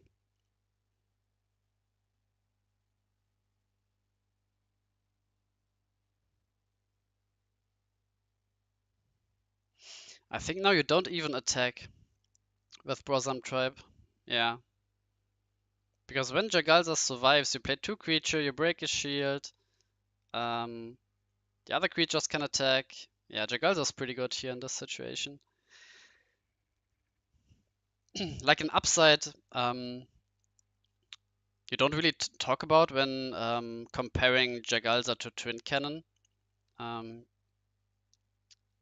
because yeah, Jagalza is a conditional speed attacker, but the big upside is also it costs like 1 mana less. I mean, that's like 1.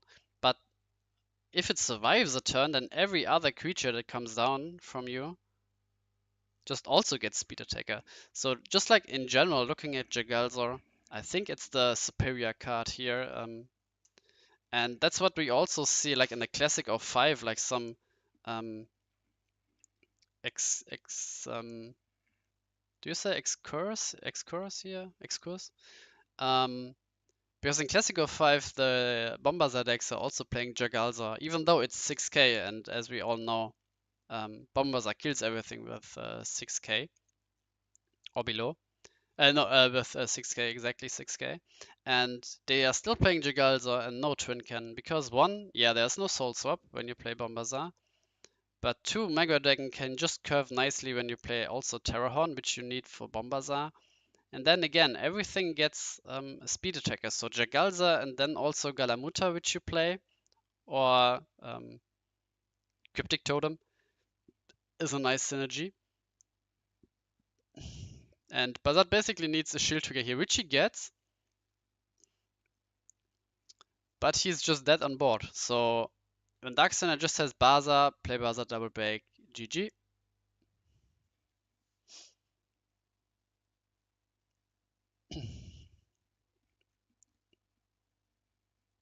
And yeah, Gravecorpse basically needs to bounce the Jagalza here. Because Thumabel has 3 cards in hand, so assuming 2 creatures are coming down next turn, at least 2 creatures. Ooh, no bounce. I think this is game here.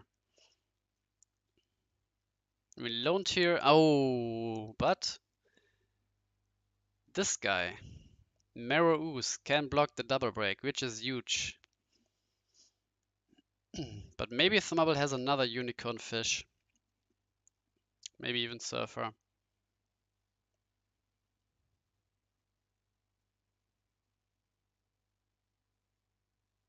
Oh, Charging Fortress is not a good sign here from Mr. Bazat, since Hardcast Fortress is just... I mean, a removal and then he... yeah. I mean, maybe you can't really afford to play Fortress, so you have to clear the board. plays 4 bars and then what?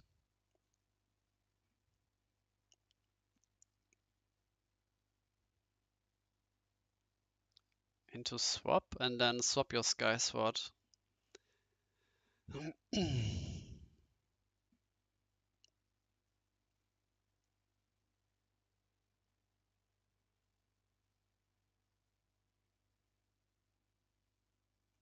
Yeah, basically 2-drop. Sing Wave would be nice here for the Mubble. Or just again, Wind Axe. Wind Axe, killing Marrow Ooze, maybe another creature, and then when there's no trigger, you win the game. But I think you play a bit more conservatively here, since there's no real like threat that your opponent can finish, can like end the game if you go for like the Wind Axe play, kill the Lone Tier. 6 mana Surfer. Yeah, kill the Lone Tier. And I mean, double speed attacker here wins for Grave. I mean, he has 6 cards in hand.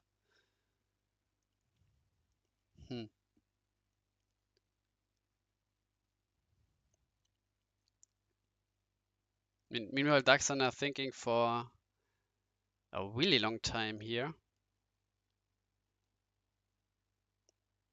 I think you should just swap your Sky Sword to be safe here. The longer the game goes, the better for you. You can always attack for game next turn.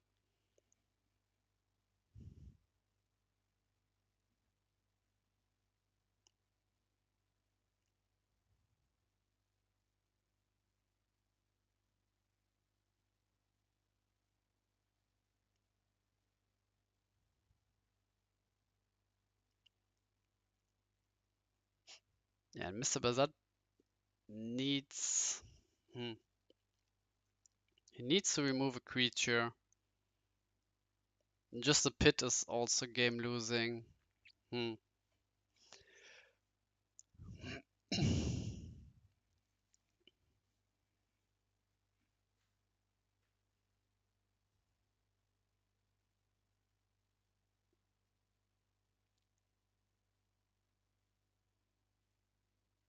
Oh, Skeeter as a blocker.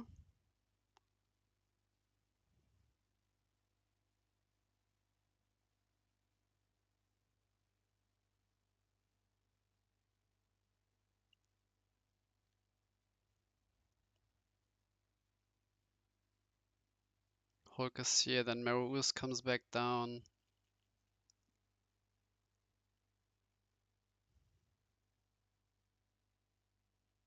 And also Melnia.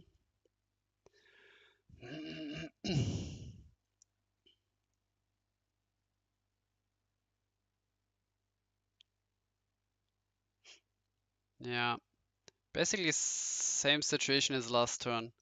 I mean, Sing Wave is just brutal here. Charging Quixotic is interesting.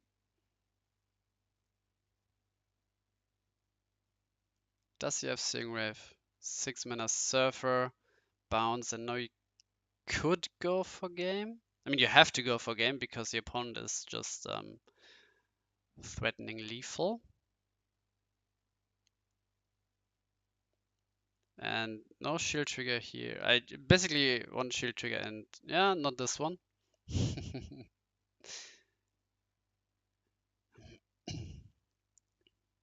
No one here, no one here. Let's see. Yeah, okay. Whew.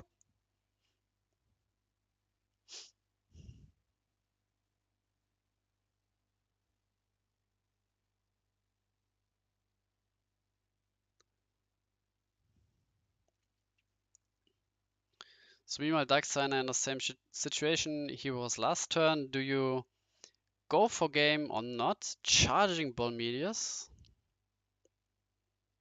Must mean he has some sort of Soul Swap play maybe?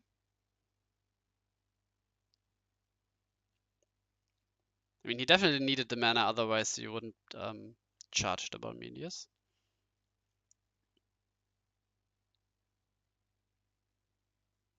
Six mana, 4 boss probably, yeah. And then what are you doing with 2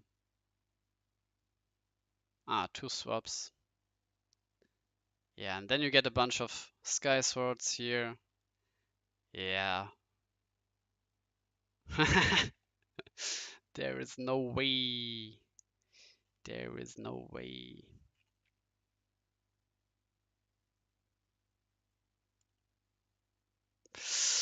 GG, yeah. Also, Defindo winning against Weezing. So usually deck out against Fortress. Fortress has a pretty good matchup. Surprised that there is a 2-0 here.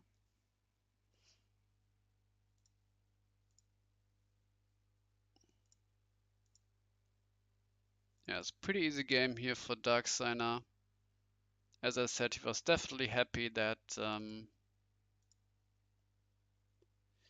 he faced a Balum deck and not the deck out from Defindo.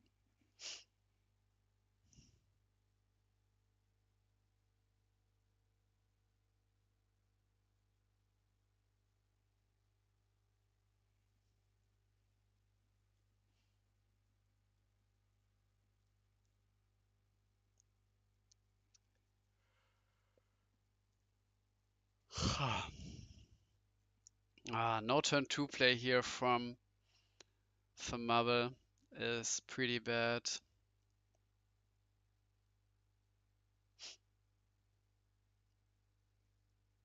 So he basically needs a shield trigger already.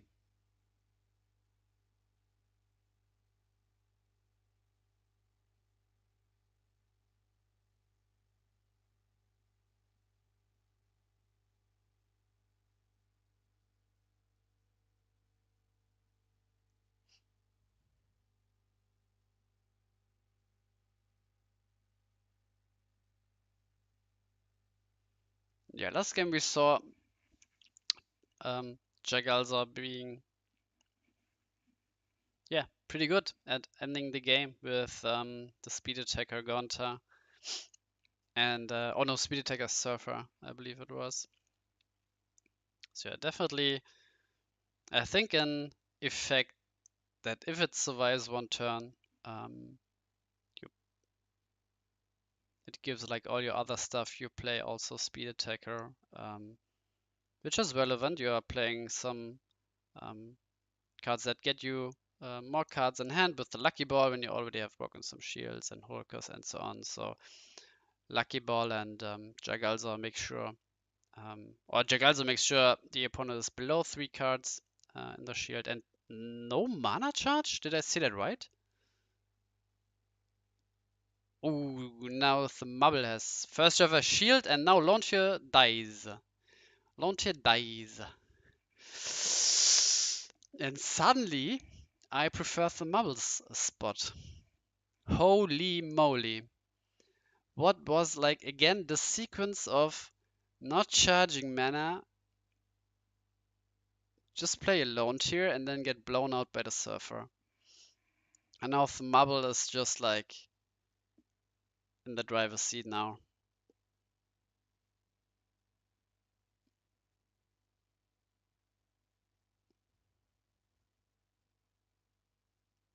Now I believe he must have a 3-drop. I mean, what else do you have in hand? Like, preferably Brosam Tribe, Surfer can attack. Charging Hulkus as a sign of strength, I believe. Yeah. Lone tier. Hmm.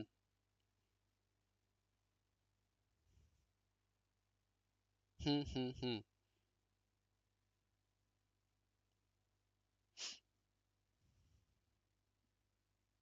I mean, No charge loaned here into maximum punish. No charge. You're on 2 mana, no charge with Water, Darkness, Fire, Aggro. What is going on? Ui, ui, ui.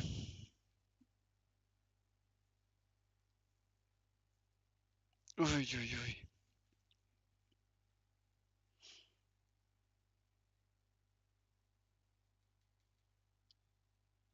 I'll be right back.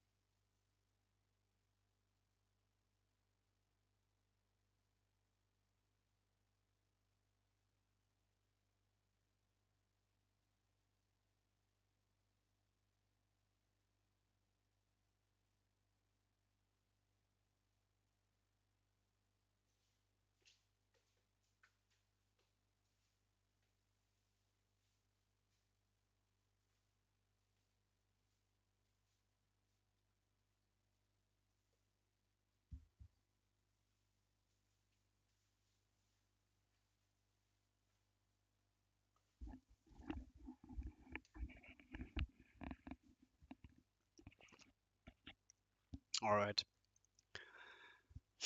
I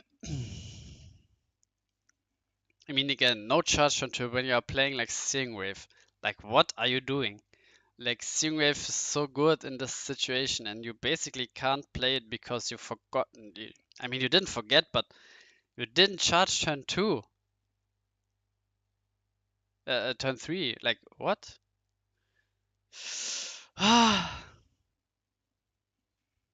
You're playing 5 mana spells. I don't know. You're on Lucky Ball, you're on whatever.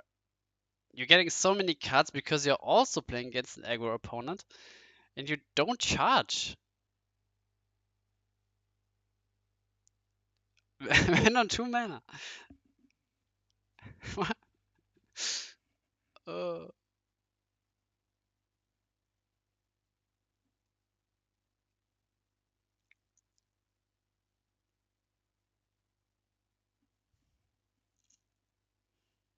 Oof! There it is. Kamikaze. And now just charge mana, play Jagalzor, and just go for the game.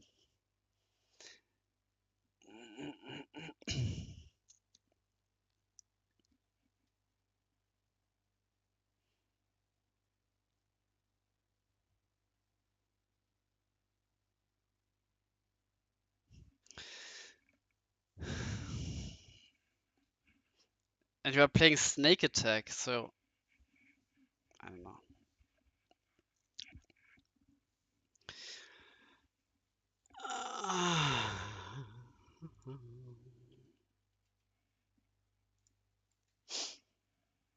Yeah, there's Jagalzor.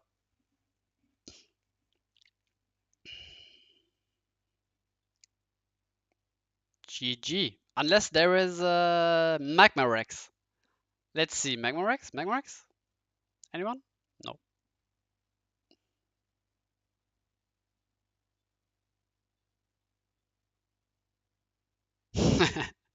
Magma Rex. It would have been so funny.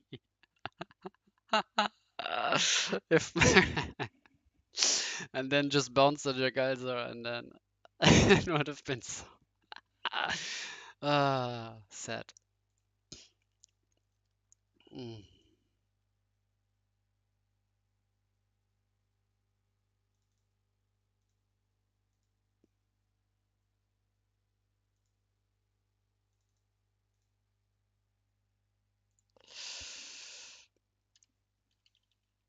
All right. So,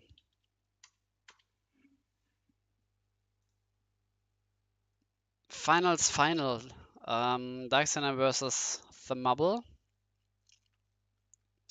I think we also watch Mr. Bazat versus Grave Corpse. Want to see Balloon in action another time. And again, Light Darkness Nature Control against who we deck out will take a long time, so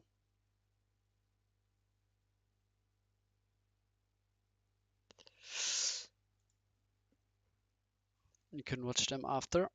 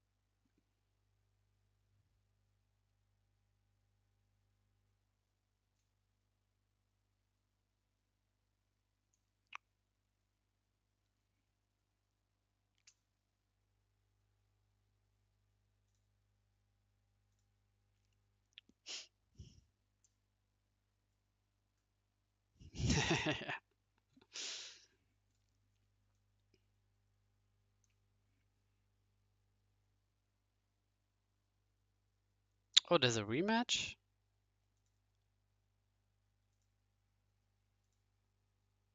Ah, from Swiss stage probably.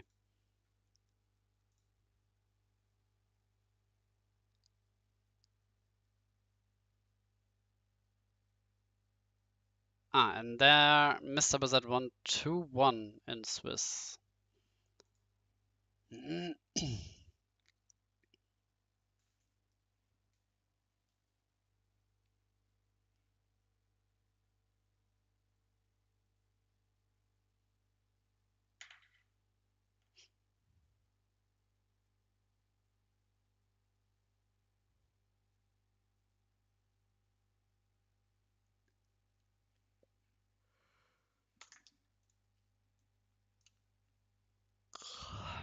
All right.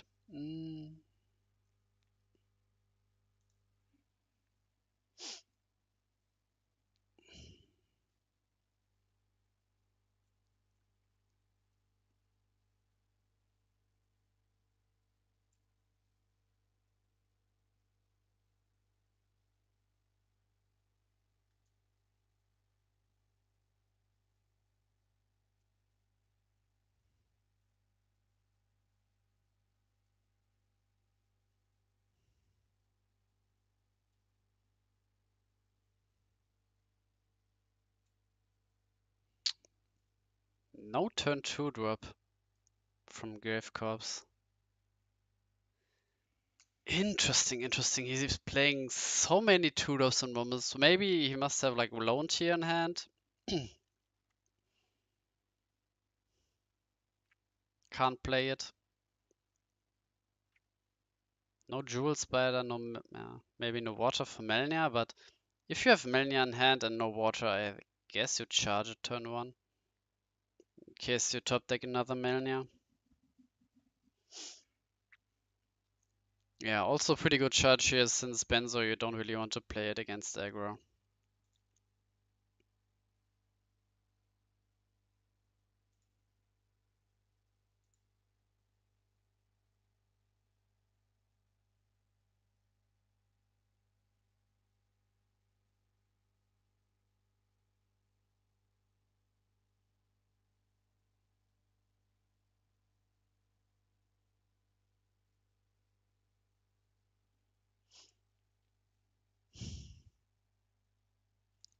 Yeah, so yeah, Dark Signer versus Thumable. Where is your game? Go, go, go. You can join Garabon and Defindo in the meantime.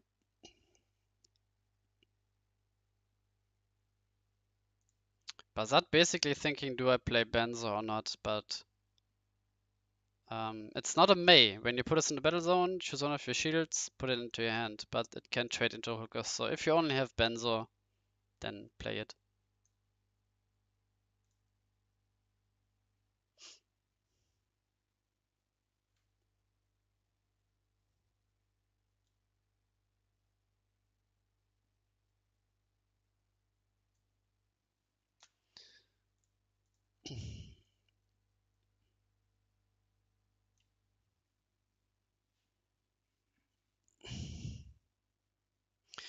Yeah, so basically Alien Control has to keep the Vapor on board for as long as possible.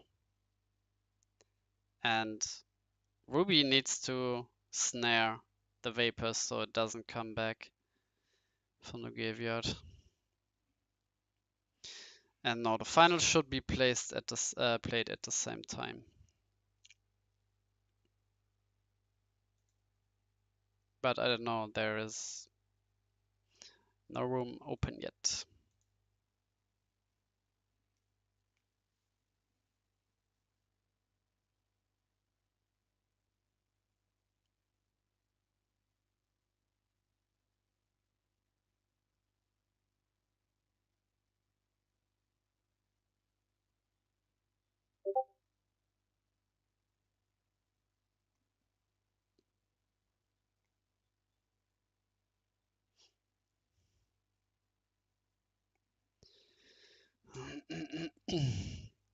Yeah, so Snare was played on the Vapor.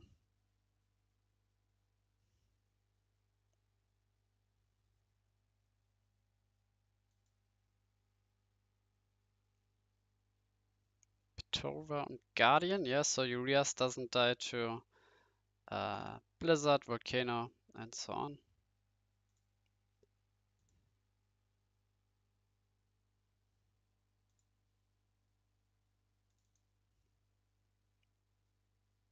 So there's the room.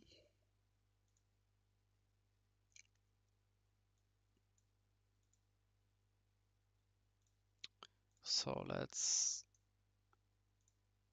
go like this. Good luck to both. Daxon, I definitely hope that Grave Corps would have won the last round. Since I think it should be easier for, for Phobos to beat Water, Darkness, Fire aggro instead of Water, Darkness, Water, Fire, Nature.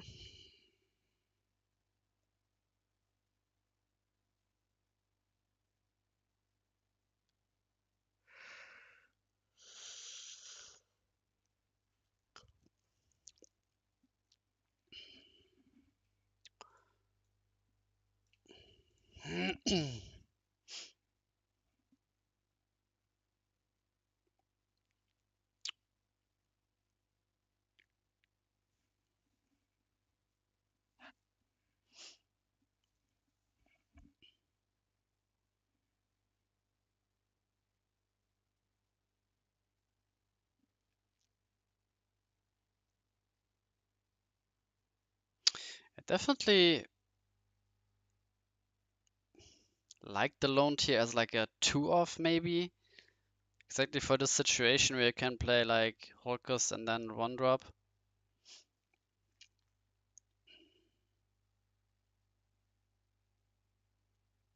And Mr. Bazaar definitely needs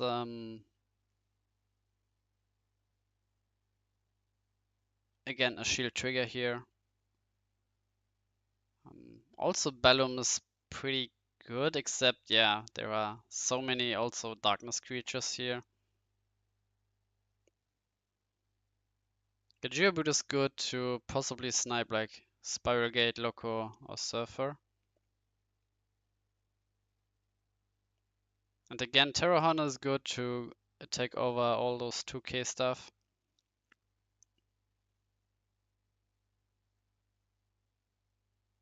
Oh, arrows. First time we see that, I believe. And that's why he's probably on 46 cards, since he's just playing everything.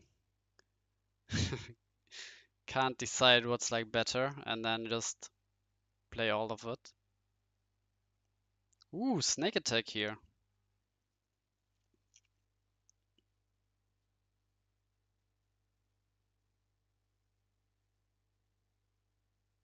Yeah.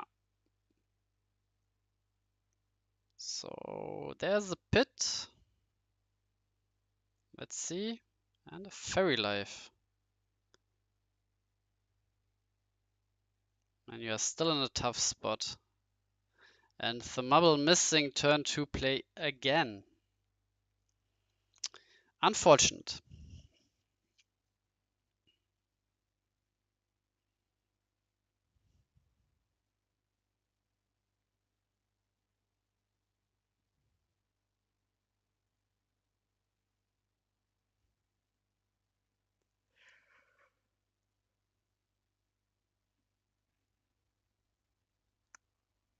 I mean, the safest way for Bazat would be charge mana, play Pit and Bloody Skeeter. But I'm not sure if he has those. No Belix for Dark Signer. Which is like good when going second, still because you have like one more card in hand, but not that like needed, not relying on that. So where's that Rock missed turn 2. Get Boot and I mean 2 mana, Skeeter, but you lose to any removal. So you lose to removal and speed attacker, so probably no better way here for Mr. Bazat. And now I think you even have to break a shield because you're not winning the game. Yeah, yeah, but this is like, I mean,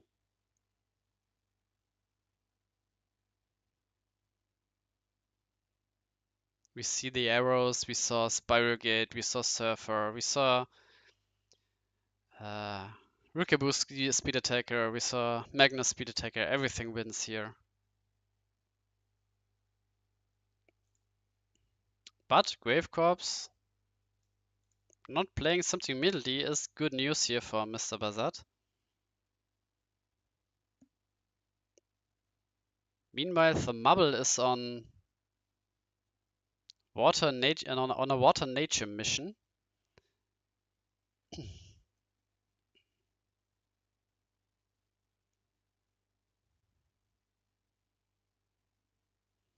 And yeah, Darkseid is on the meltdown, which I agree with.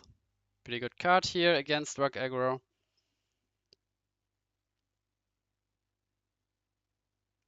Brosam Tribe, so probably got that from the shield or top decked it.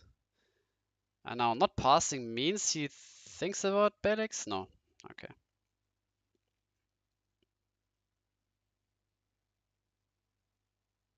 Yeah, so basically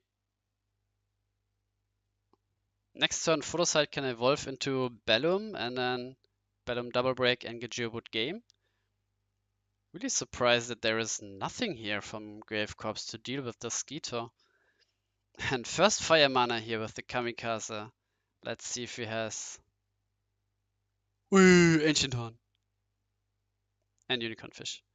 Imagine Ancient Horn and then Jagalza. Yeah, now we're playing around Burst Shot with attacking with the small guys first. Pretty heads up play here. Darkseid definitely needs a trigger, doesn't get it. Now this trigger won't stop an attack here.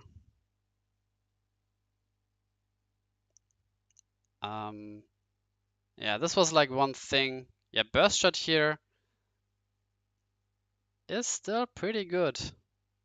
It's still really good. Because now he can play Rebirth onto Ancient Horn for Skysword. And yeah, now here comes Bellum. Let's see if this is game or not. Broken game. Lol.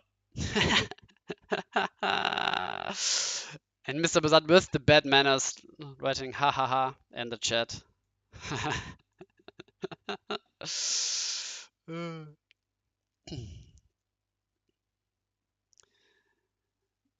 Mr. Bazat has a really weak bladder. Bladder? Is it bladder? Like he went to the toilet in the last game also against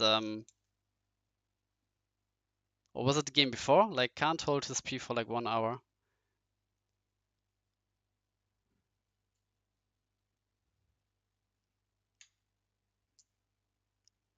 And now Dark Signer thinking means there's no rebirth here for the Ancient Horn. I believe. Which is good news here for the Mubble.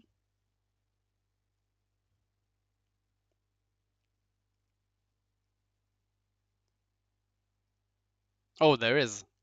Huh.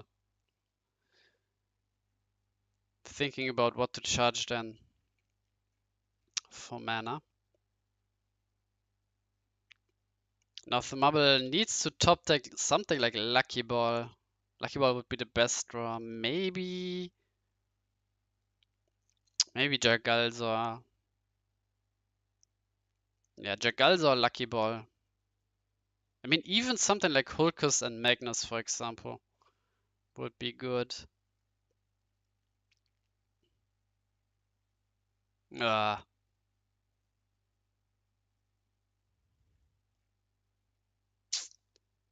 ugly, ugly.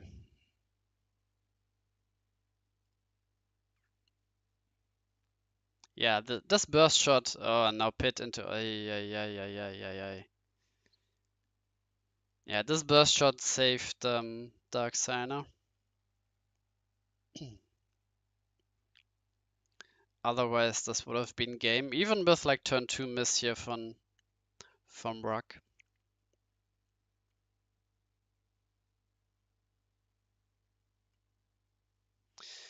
Charging Bosom Tribe usually means you have another one in hand.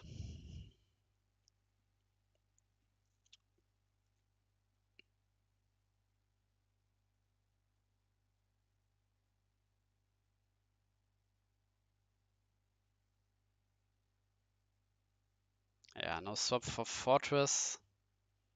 Ay, ay, ay. Get rid of fire and nature maybe. I don't know. Get rid of yeah. Again, Lucky Ball. Nice top deck. Nope. Yeah, this is game over. Yeah, burst shot. Burst shot, burst shot.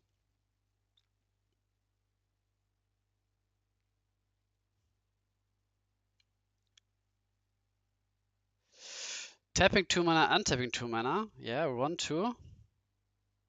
Still, you didn't charge mana again. My man. Please. Please. You are playing Singwave and you are playing charge mana. It can't be that you have like 3 super good cards in hand.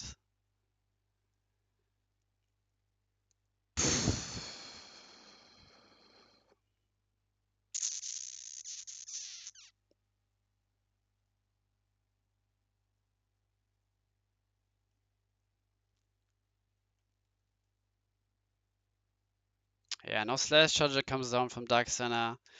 Probably getting rid of Lucky Ball.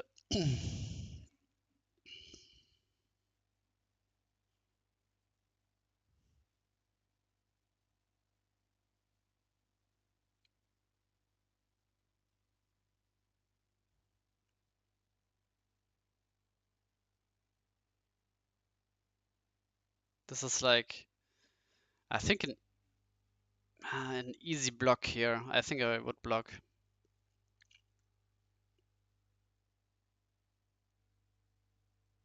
You can always block the Hulkers next turn maybe. But if this is a pit, then you pit the Hulkers. Browser Tribe kills Melnia.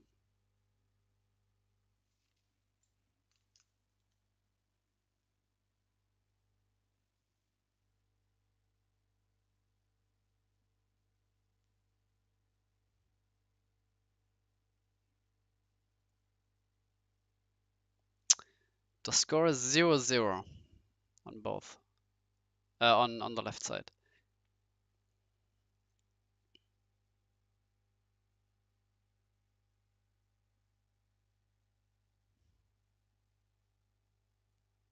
Yeah, and with the block you basically also saved one more shield in Melnia that didn't attack.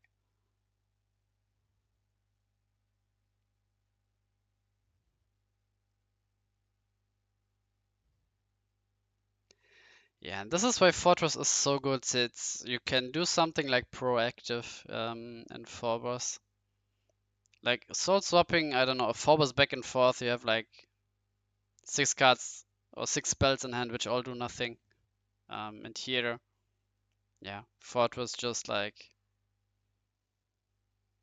kills the fun from the opponent.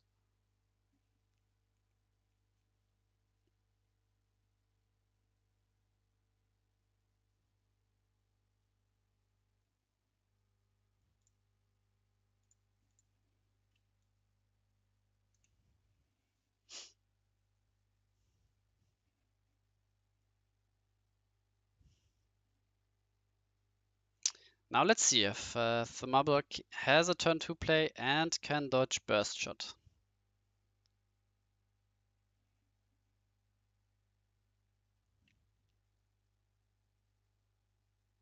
Still had like 1 turn or maybe 2 turns to come back from the Burst Shot, but only top decked something like Gonta, then went to a Terror Pit, which immediately killed it. If you had top decked something like Lucky Ball or Jagalza or whatever. I mean, Jagalza would have also died to the Terror Pit.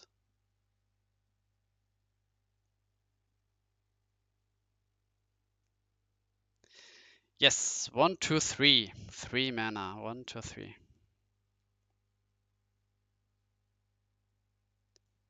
1, 2, 3. I mean, it is nice that Sifu implemented some stuff where you can immediately notice how many mana you have without like tapping, untapping them, but when people can't even count to 2 or 3, then you can't help them either way. And another turn to miss from Thumabble. Huh. I mean, it's not the end of the world, as we saw in game 1. But when Dark Center, yeah, has Brosam Tribe, then it's another story.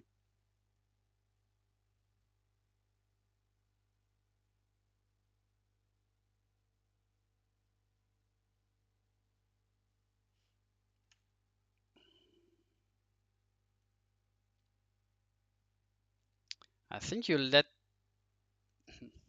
Yeah, when he attacks with Wickerbo, you let this one through since Skito wants to block the Holkers.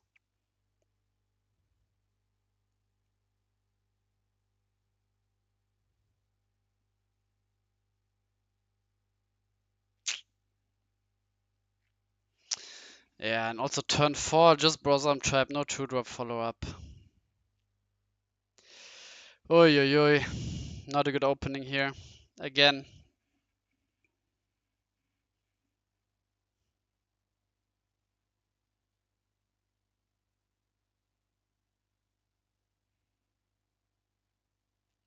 Hitting Soul Swap, getting Fall, gets swapped back.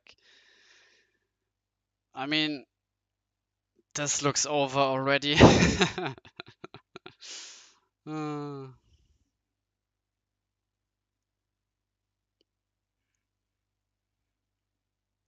Judge Light, play Skyward.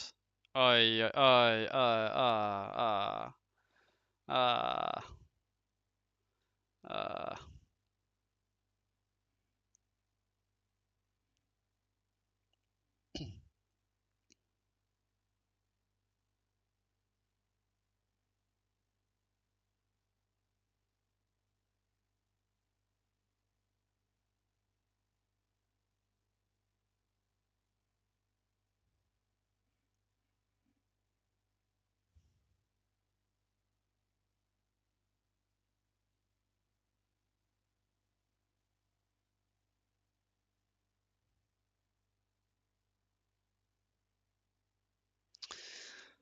How can you win here?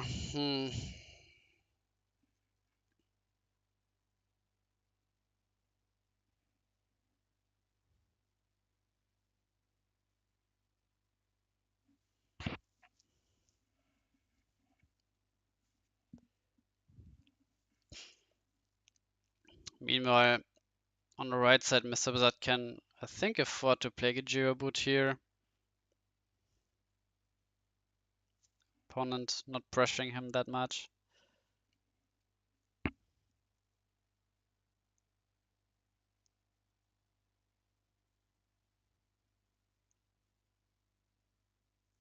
Yeah, so for Gajira Boot. And then maybe Terrorhorn for Bellum? Or Terrorhorn for another Gajira Boot?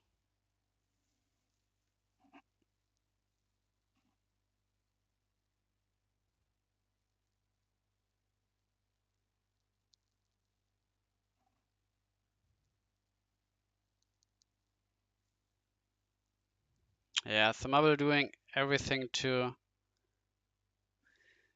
Yeah, I mean, double break now? I don't think you kill the Fal. Just double break and hope the opponent doesn't have an answer. Yeah, this is not... How do you win?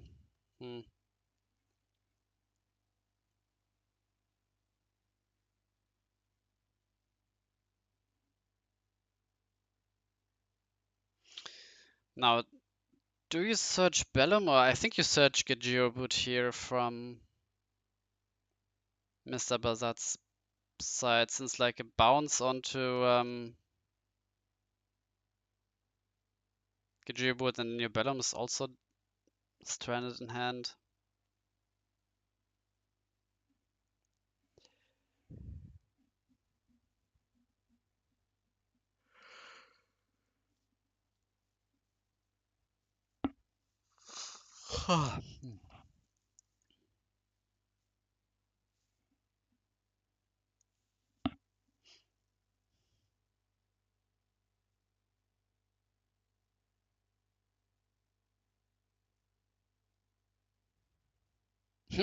Bouncing Skysword with Surfer. It's a May. You can always decide to not use the effect. Why would you give him another Skysword play? What? Huh? Huh.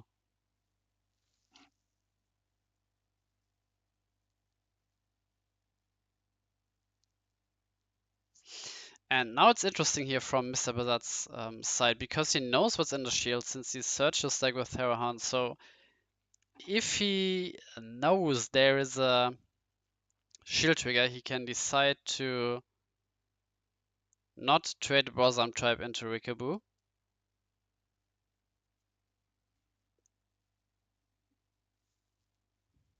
And just break a shield, yeah. He has to hope to dodge like a surfer, which he did. But Mana Charge and Magnus and Spirogate or Volcanic Arrows wins here for Grave Corpse. Meanwhile on the other side, yeah, just like Burst Shot now. I mean,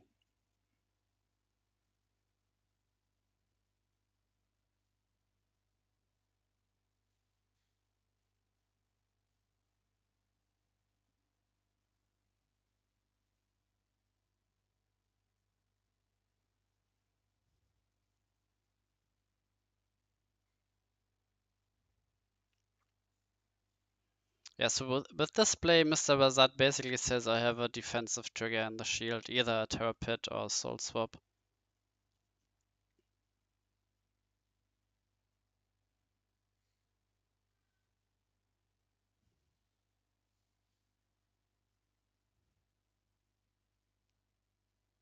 Three mana. I mean, now you can start swapping your fortress. You are at 5 shields. Just to destroy the opponent's mana. Yeah, play another swap. Yeah. Oh, Aqua Paladin. Crystal Paladin coming down.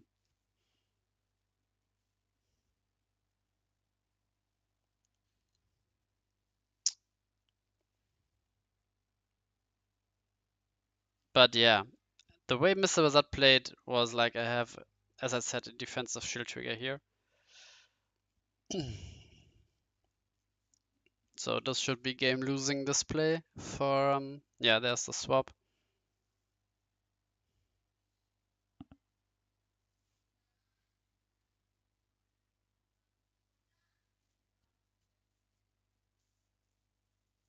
Now you swap like the lone tier for, I don't know, something, so you need to waste another creature to kill the Brotham tribe. No. Hmm. Now lone tier can kill the Brotham for free. And when you swapped out the lone tier, then the opponent needs to sacrifice another creature to kill your Brotham tribe. Ay, ay, ay, ay, ay.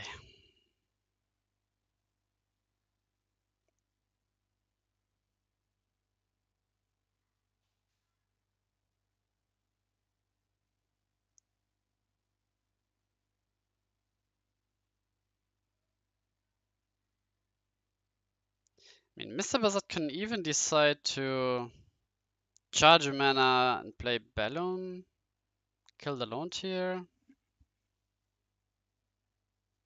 But I'm not sure. I think just play Gajira Brute.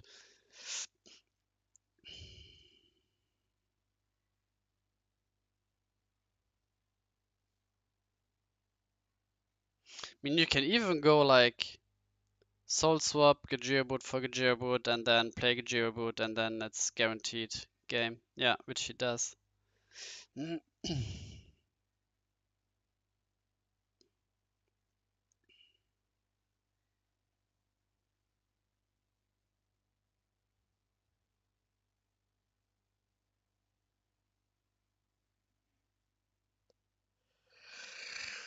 Alright, so both games being finished at the same time. The right game was definitely the most interesting one.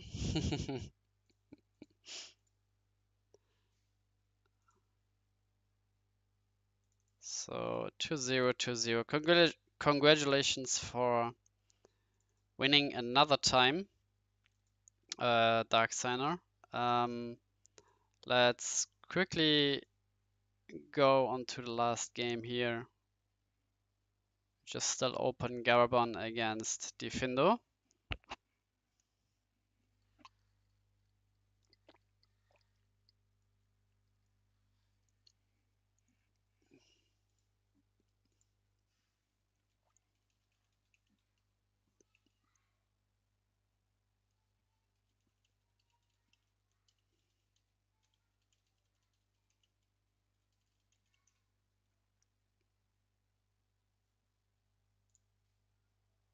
Yeah, and definitely a strong showing here from Bellum. Going third place, only losing twice.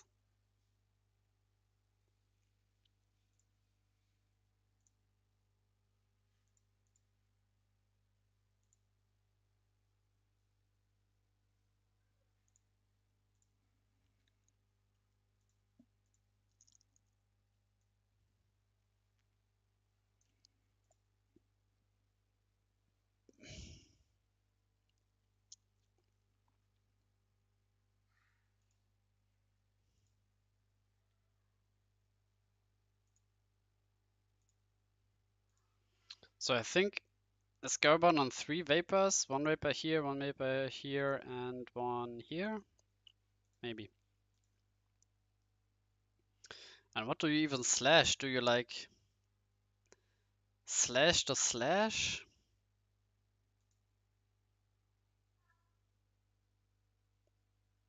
Ah, far, yeah. I mean, when the opponent is not playing something like Morbid Medicine, slashing the file is reasonable. Yeah, and this seems like Defender has locked this game up. Gerber needs to discard him first.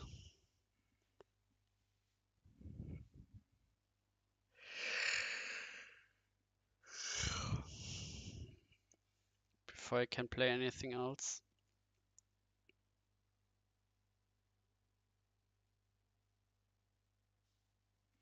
It seems like this Petrova is bugged here in the mana. And I mean, 6 card difference is not that much, I guess. Because Defendo started with 8 mod cards on deck. I believe, at least. And Garburn is at 50.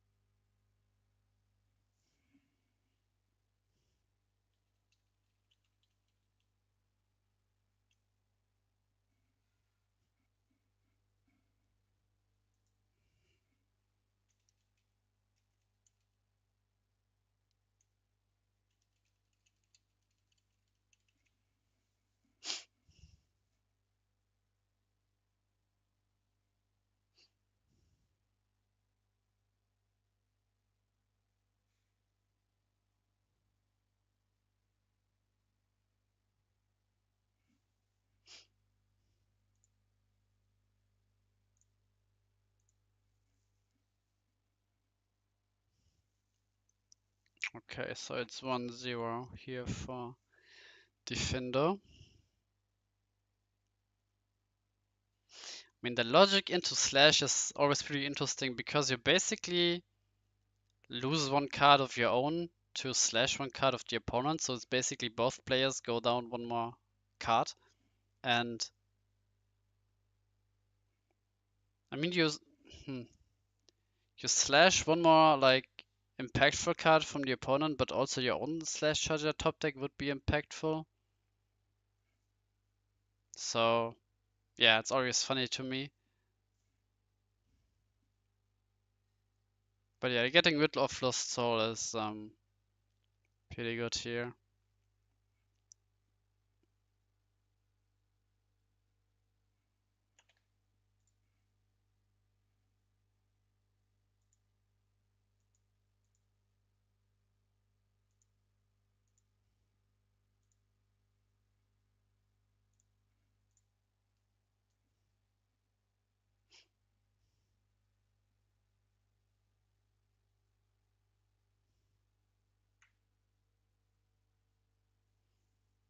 Soul Swap here for Fal to get... Ah, Lost Soul. Yeah, I mean... yeah. You basically tutored the Lost Soul from the opponent's deck into his hand by slashing it.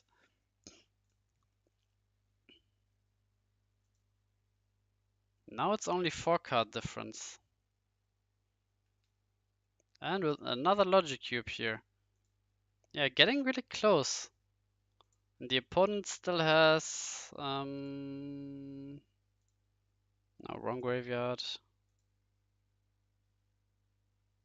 I mean, here's 1, 2 Balex, so maybe 2 Balex and 1 Slash Charger left to like recycle the Slash Chargers. I mean, also 2 Soul Swaps here left.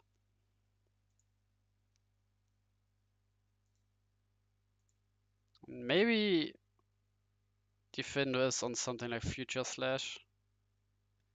With 58 cards, I doubt there is. Yeah, I mean... Yeah, another Slash here, so...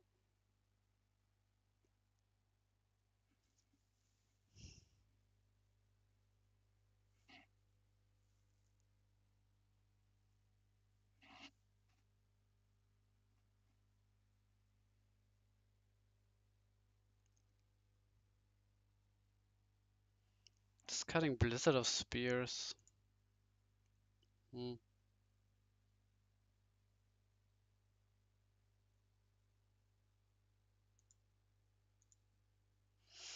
Yeah, only like 3 card difference.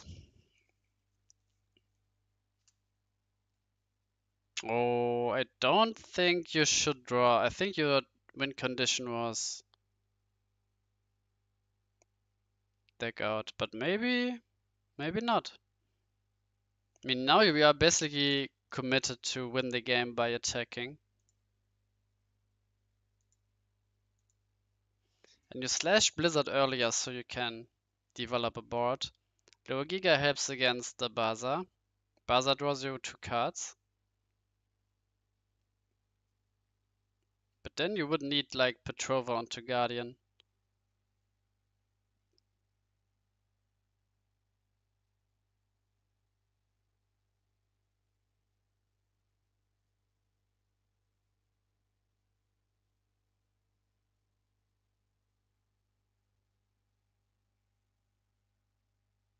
Oh, fall into Blizzard.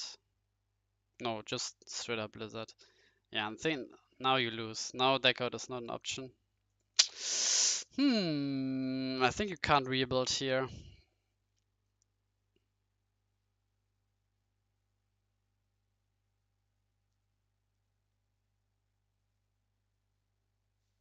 Yeah, I think maybe you should have. I mean, the opponent can't really play Upheaval since you will get like 4 slash chargers back. And not sure how many like Thresh Callers Belix the opponent is playing. But there are already like 4 files gone. And there's Morbid, but you drew too many cards here. And you can always play like file, swap file for Belix, get back slash, play slash, whatever. But now you do far too many cards with Rias. 6 card different here in deck again.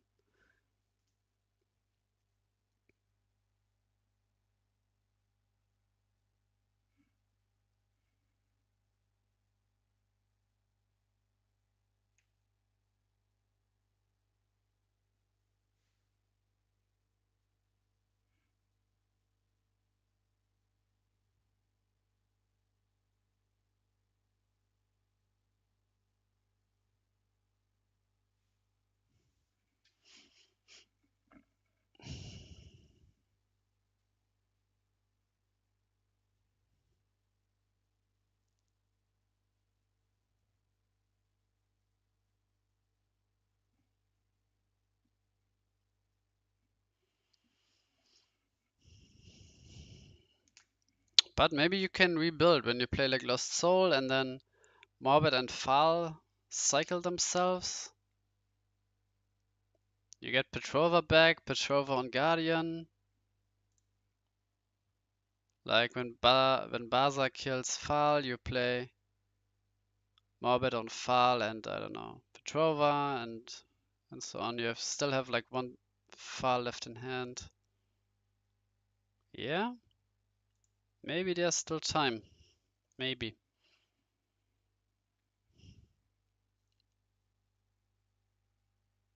But then I don't like the Juliana charge here, since it's pretty good blocker to buy time. Yeah, and another Juliana charge. Maybe he needs the mana now for something. Trash color for Logic Cube. Logic Cube for... I mean, you don't have enough mana for Lost Soul. You're getting Lost Soul next turn. What do you search here?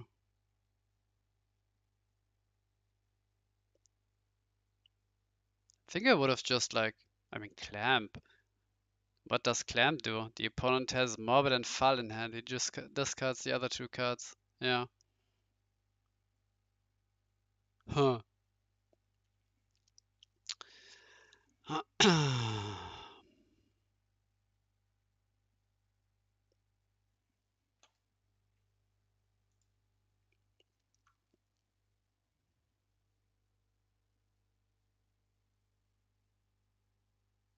I mean, now you have the option to just go for Fall into Morbid. And not sure what the other card is.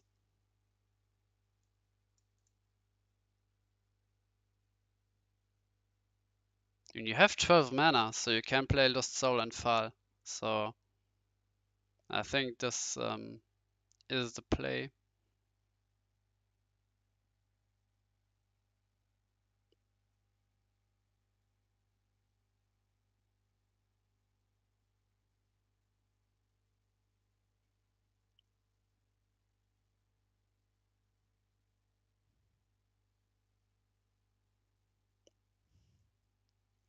And then Morbid can get back Vapor and Petrova.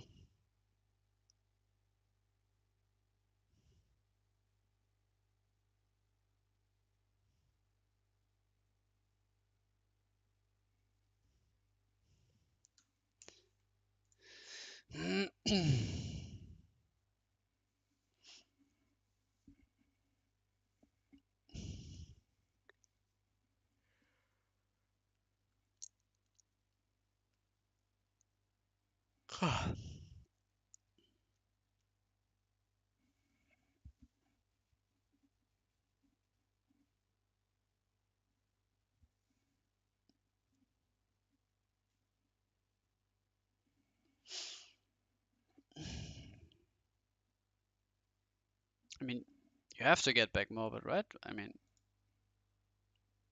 there was like no... Hmm.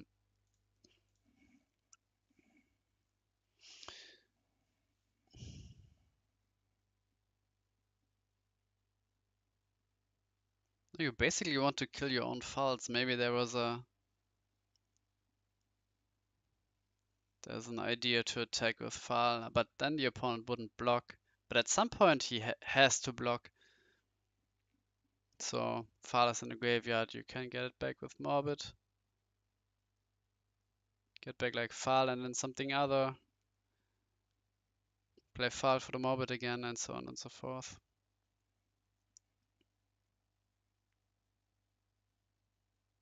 Spurgate Thrashcrawler.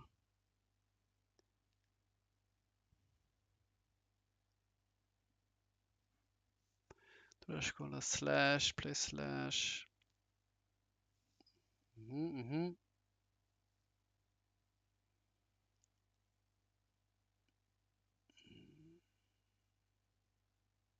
Oh no. He took back Corpse. I mean, Garbon is happy that the Fall is in the graveyard now. So he can get it back with Morbid. I don't think that was the play. But maybe I'm wrong.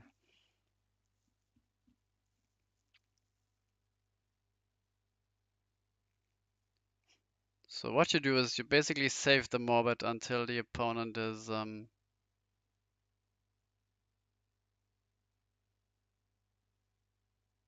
killing it. Yeah. But with Fortress, Baza will kill Fortress.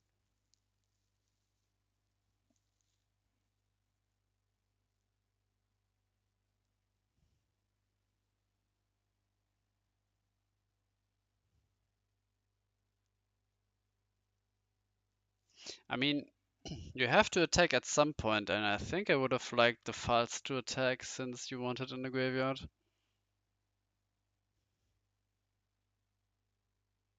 Oh, best draw. So you can play Slash and also Baza.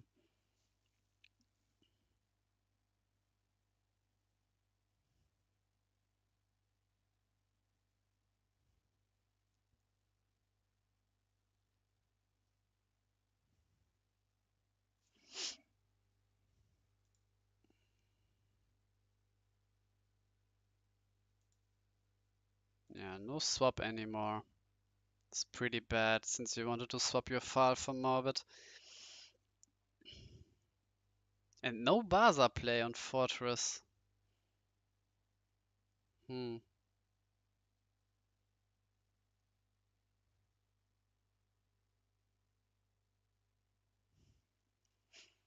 I mean, there should be 2 files left. Maybe one is under the shield. When both are under the shields, then this game is over. This is game 2.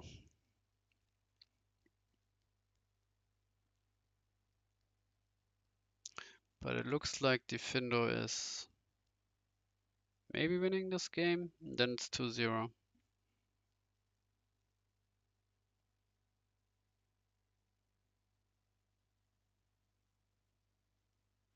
Yeah, definitely the 2 slashes top decked here by Defendo are so huge. 2 soul swaps here on the file with Morbid or Fortress in the mix would have been pretty good here for Garabon. But now the swaps are basically gone, like 1 swap left somewhere.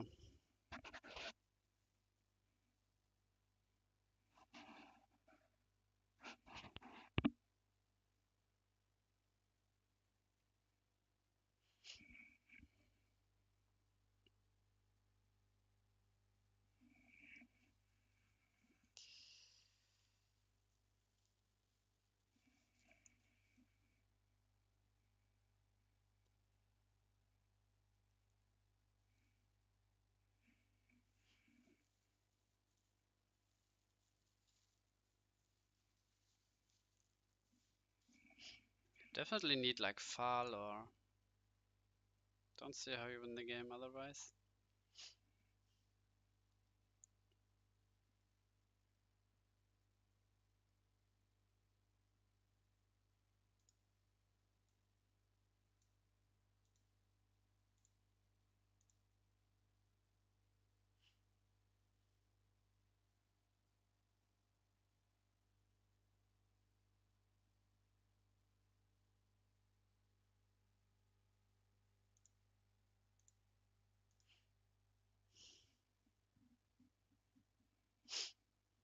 Oh, playing Brosam Tribe here. I mean, yeah, you need some attacking creatures, and another Brosam Tribe would have been dead next turn, so good charge here.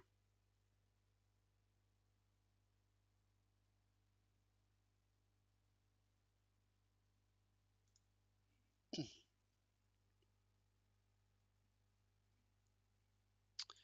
you're running out of time, Garabon.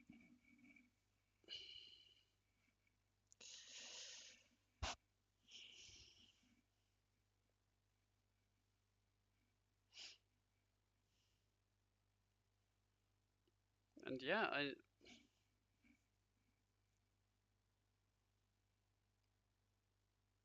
let's see what this is. 4 mana. What is 4 mana? Ikas?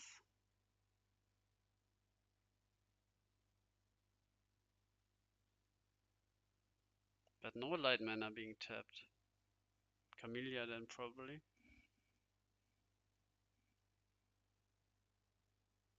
Ooh, no. Yeah, Morbid is coming down, so no Fal. Basically gave up on that.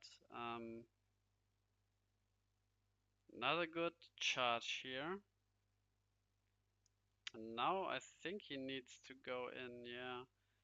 But as I said, I think I would have liked him. At some point he has to go in. So go in earlier with your Falls, and if he blocks with Thresh Collar, you can at least get the Falls back with Morbid. And now you block the Fortress with Thresh Crawler, I guess?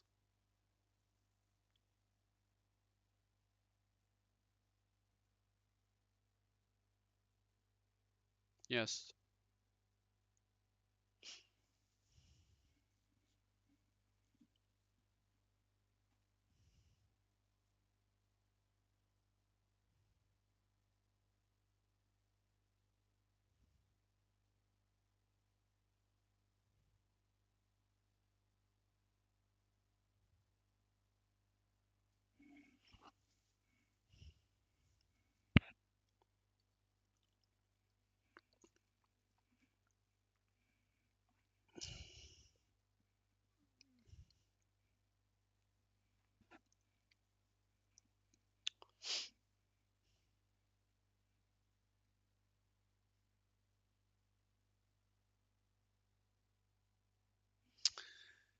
12 mana.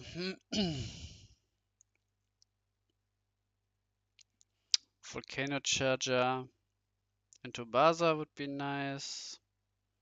Or just like Blizzard would be nice. Blizzard Trash Crawler Blizzard.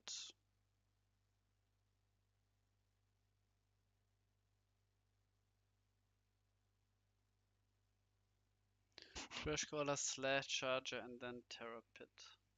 Mhm.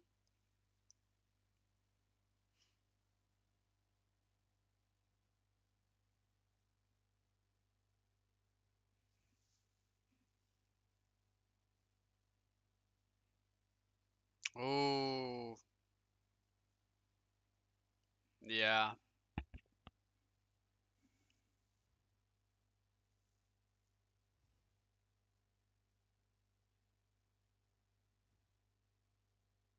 Oh, no important card being here. Double burst shot, kinda useless.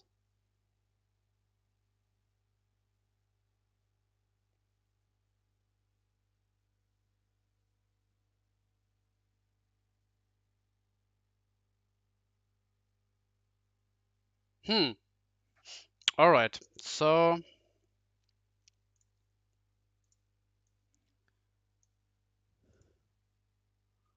we have Defendo winning 2-0 against Garbon. And that's the end of the tournament. So, yeah.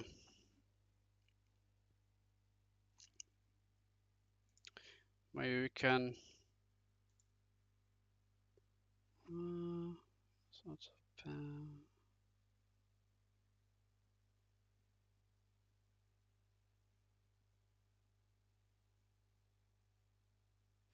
Yeah, maybe we can get an Dark Signer here for an interview.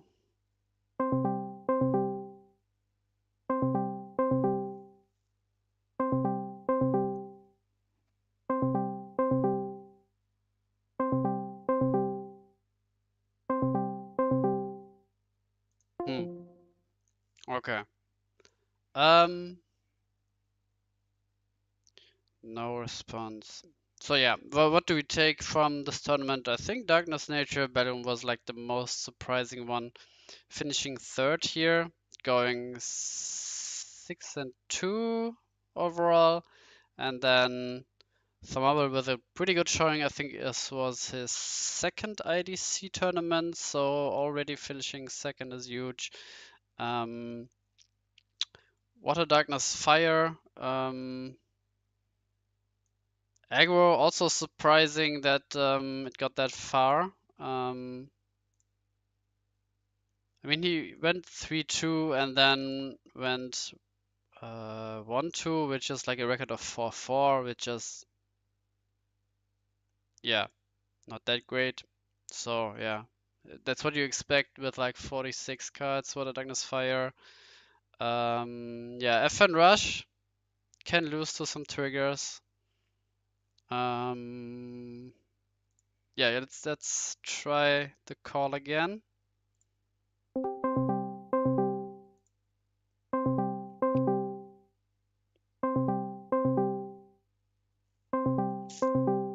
Maybe we can mute at least that you don't have to hear the signal.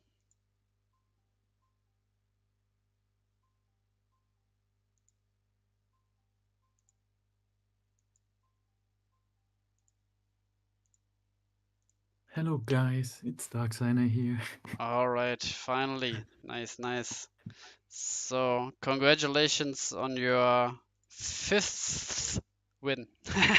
Thank you very much. So yeah, what was I like was your not yeah. expecting to be the first one to 5. I just realized. Pretty cool stat. Yeah, definitely, definitely. Going 7-1 in this tournament, pretty good showing here, and just proving that forwards control still pretty good. Still one of the best decks. Yeah. Do Do you, you want to talk about the deck list a bit, I think? Maybe I Yeah, can describe my run if yeah, you want to join the room, an octagon. yeah. We need to be on the same side, otherwise, it's upside down. Yeah, you can, if you choose spectator A, I think you should be. I'm making a new room, and then if you're a spectator A, I think should Mm-hmm. be aligned.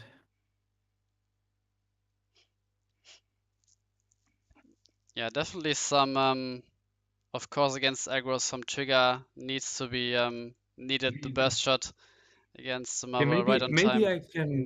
maybe I can give my view on that because I heard it like from a few people already texting me like, yeah, a bit lucky in game one that I hit the burst shot. I think, unironically, even without it, I'm pretty like it's looking still good for me to win because I had another burst shot in hand, and that one clears everything except the ancient horn. So if I can dodge speed attacker for one more turn, I think I'm still in a winning position. Of course, if he top decks like Magnus or Jagalzor, then he wins next turn. But if I can dodge that one, um, I think I'm still in a winning position because then I will do the play that I did the turn after, where I rebirth the Ancient Horn, get out a Sky Sword, and then I Mm. think I should be at 3 mana for swapping it again, so that I'm safe from speed attacker from there on. But yeah, it helped. Yeah, I mean, I think he top tech Granta, or something like Yeah, that. Not sure. And then he also hit a pit, or was it like game two? No, I think it was in the same game where he hit a pit yeah, that also. might, I think, but the pit was I think that came later through a Sky Sword. Yeah, Don't think it was in the natural shields. yeah. What do I have to click? Singles layout, ladder layout? What was it Yeah, again? singles, yeah, yeah. And then 10 cards per row. And then 10 cards. Yeah, Mm-hmm. right. Okay. Can you see it? Mm-hmm, mm-hmm. Yeah. All Okay. right. I think I won't go over like everything. The deck is pretty known by now. I will just like talk about the flex slots or like interesting stuff. Mm-hmm. Um, I would like to start at the bottom of the deck with the 2 slash chargers, which is a recent innovation not started by me. Um, we have seen a lot of people on the slash charger trend. I don't know if Sazu was the first one, but at least in my mind, he was the first one to like prove it that it works outside of like LDN. Maybe then the credits have to go to Xboom because he basically started with LDN Mm-hmm. to play more ramps. I played 3 of them last tournament and only played 1 clamp, but 3 felt a bit too much because like Slash is basically only like 5th and 6th and 7th copy of Bronze Arm Tribe, and at some point it became a bit too redundant, and Clamp is like the direct counter to the Slash Bronze Arm decks that just try to ramp into Lost Soul and disregard every early discard, and when you can clamp them, that feels great. So I switched back to 2 clamps. Mm-hmm. Um, yeah, I think 2 slash charger is fine. I think 4 would be overkill in this deck. 2 or 3 is like what I would consider correct, and was happy with the 2 and 2 ratio. Then the card I get flamed for a lot, that I'm still playing it, Ghastly Drain. Mm-hmm. I Yeah. think um, some people say I just want to counter deck out, but I don't think it's that true because yeah, it sucks against Rush and aggro, but it's like a stream against control. And also you can play a bit more greedy when you have like searched your deck and know what's in your shields. You can be more aggressive with it and try to dig for more cards, which I did in top 8 against Weezing, where I had I like basically I'm in front in Lost Soul Race, and then I searched my deck with Slash Charger. Um, they're like Slash Charger is so OP. I was just using it to look at my deck to know what's in my shields, Mm-hmm. then dumped like a burst shot, like something irrelevant that I don't want to top deck. And Mm-hmm. then I knew I had Lost Soul in shields. I had double Fortress Shell in shields, and a Soul Swap and a Belix. And so I was like, okay, I'm grabbing 4 with Ghastly. I just need the one so I don't die to like a single attack. Mm-hmm. And yeah, that grabbed me like Lost Soul, Double Fortress, Swap, like all the pieces that I needed. And then I won from there. And then, funnily enough, a thing, and it's not like throwing shade or something, but you should not do that if you possibly lose the Lost Soul race, because Weezing did the same to me. Like in his turn 3, he ghastly drained for 4, and I said like Nachmacher, a German word. Mm-hmm. Copycat, yeah, But yeah. but then he lost Soul Race because I had Bronze Arm and Slash Charger. I think no, I had yeah, Bronze Arm, Slash Charger, and to add insult to injury, I even had Soul Swap to swap in 4 boss, which searched me Lost Soul. And yeah, from there on, it Yeah, was rough for him. He could ramp a bit, but yeah, he had 0 cards in hand, and yeah, yeah, that's mm, not how to use Ghastly Drain.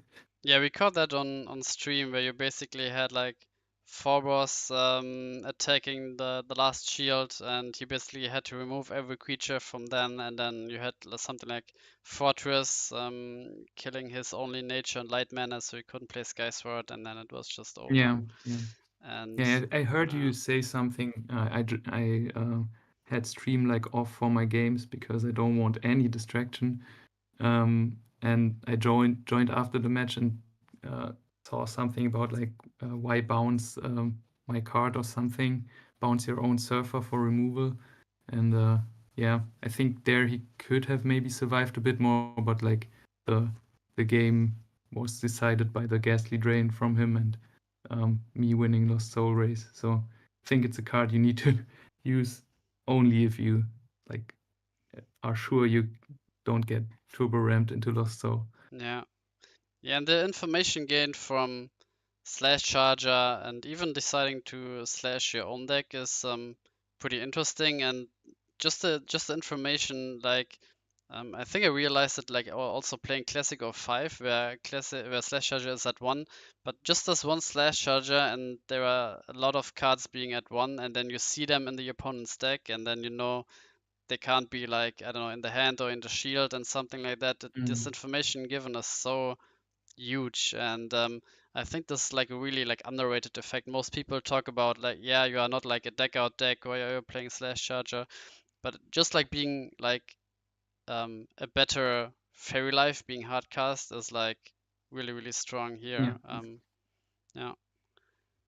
yeah, I'm Also, not like, I'm also like not a really huge fan from Ghastly Drain. I mean, it can come up in some niche situations, but usually you need like all the space in your deck if you want to go like for more like rebirth targets. But on the other side, you can just say like, yeah, I only play like one Vapor, I don't play Photosite. You mm, can basically say the same about Photosite. I would play Photosite over like Ghastly Drain, but it's yeah, like the yeah. same argument. It's the same niche card, which is good in some situations, bad in some others. So yeah, I agree. I think that slot is like the where some people play a second Vapor or yeah, the photo side. And yeah, I one thing that's missing from my deck is Magma Rex, but I had two, like maybe it's wrong to base it off of that, but uh, getting your Vapor destroyed by the opponent swapping yeah. in Magma Rex is like the worst feeling. Um, and I feel like Burst Shot is still the better trigger versus Rush. Um, so I think Magma Rex would only come in if I really want to hate on FN Rush. Um, but I think the thing with FN Rush is you can hate all you want. If you then still miss the triggers, you Mm. still lose, and then you make your deck worse against everything else. So I'm just gambling that I get lucky against FN Rush or dodge it, which I was very happy to see that FN Rush got kicked out early in the tournament Yeah. because I thought like the rest of the field I'm pretty favored against. I was also a bit afraid of Rock, which can be like 50-50ish, but I think the rest of the decks I felt very confident in facing. Um, I only have like two more things about the deck. The meltdown is sometimes like people say, why do you play it? Like even cut like Pyrofighter, so there's not the whole combo engine anymore, but you can still basically play Pyrofighter by having Bazagazil and mana and then playing Soul Swap. So you could do the combo like that. And also like the main selling point for Meltdown is it's darkness and fire. So um, if you don't play it, you have to play one more fire card, one more darkness card.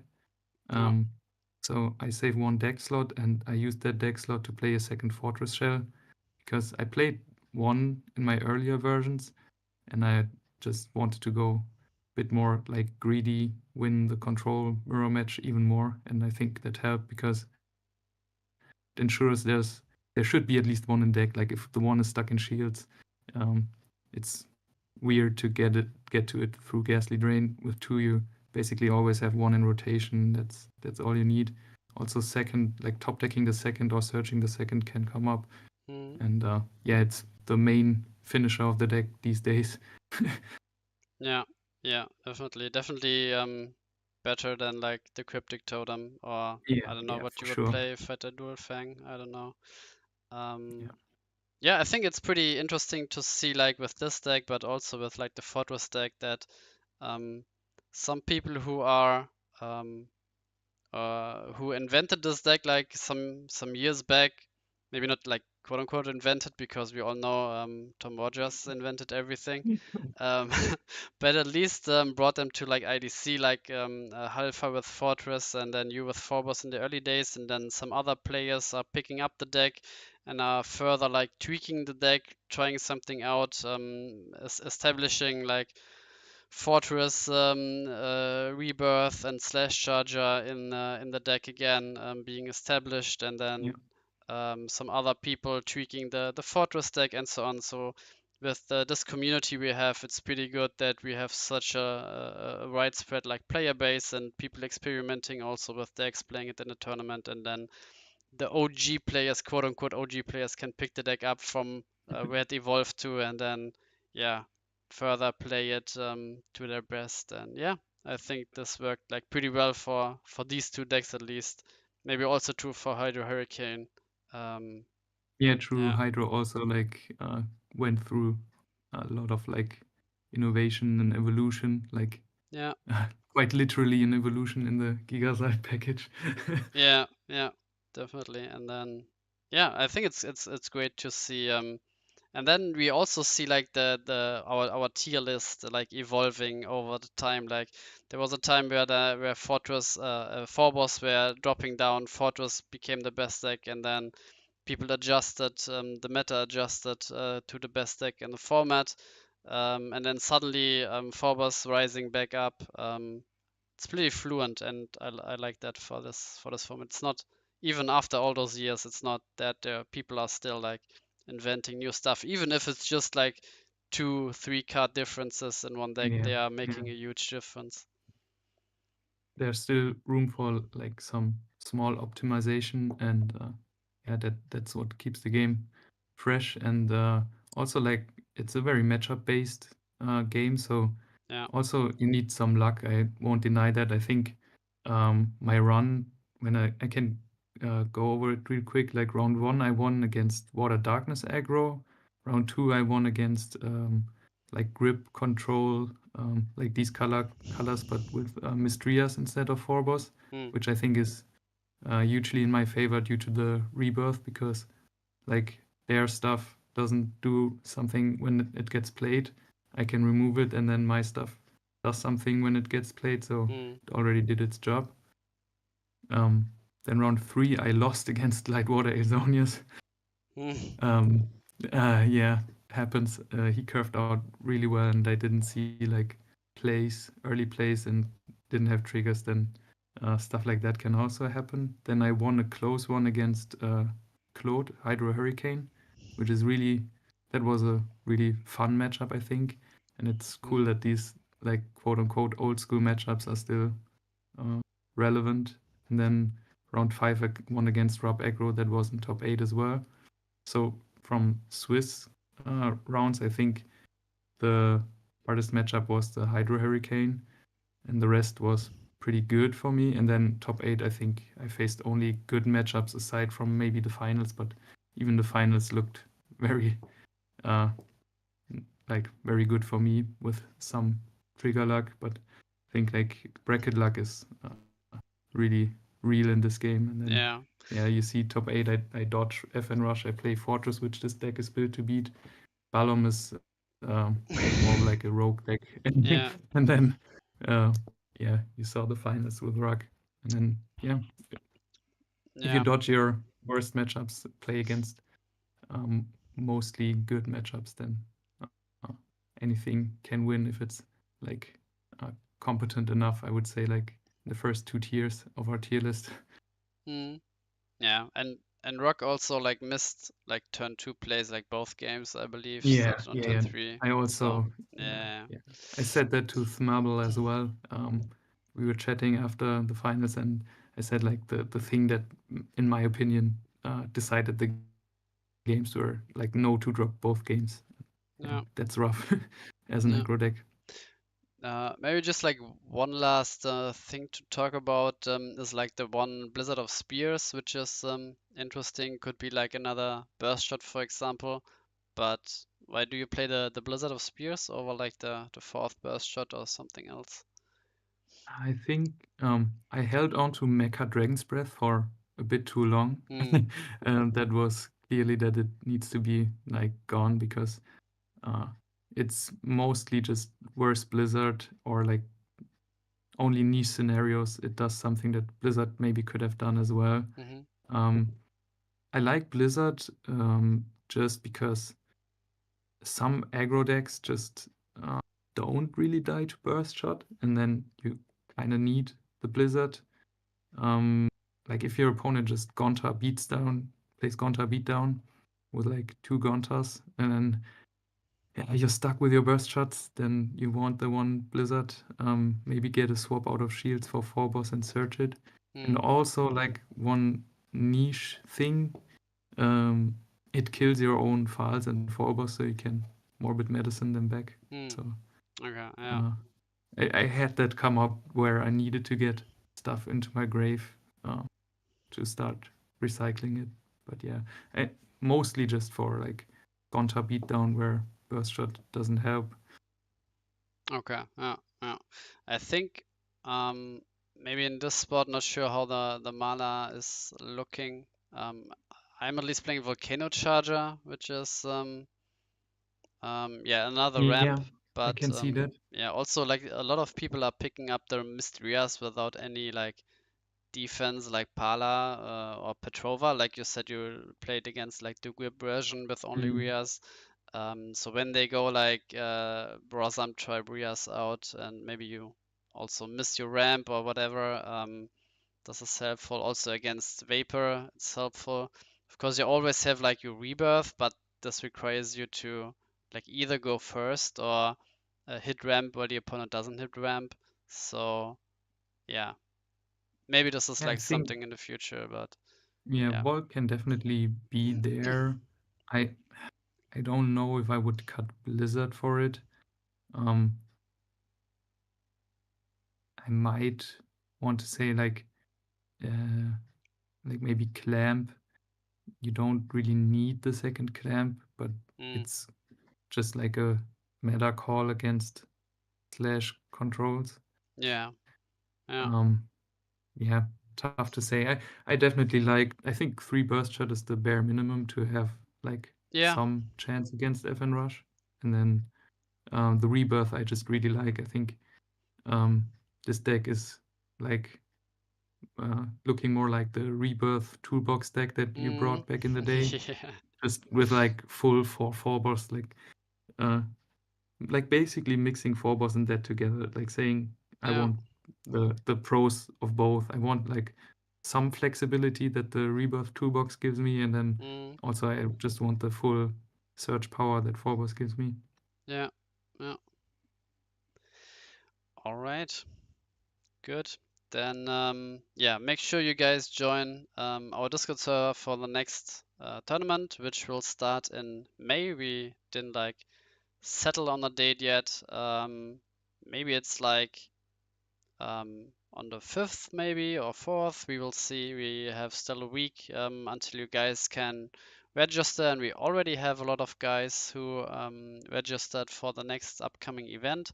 We already have 22 participants, and we didn't even have announced the next tournament yet.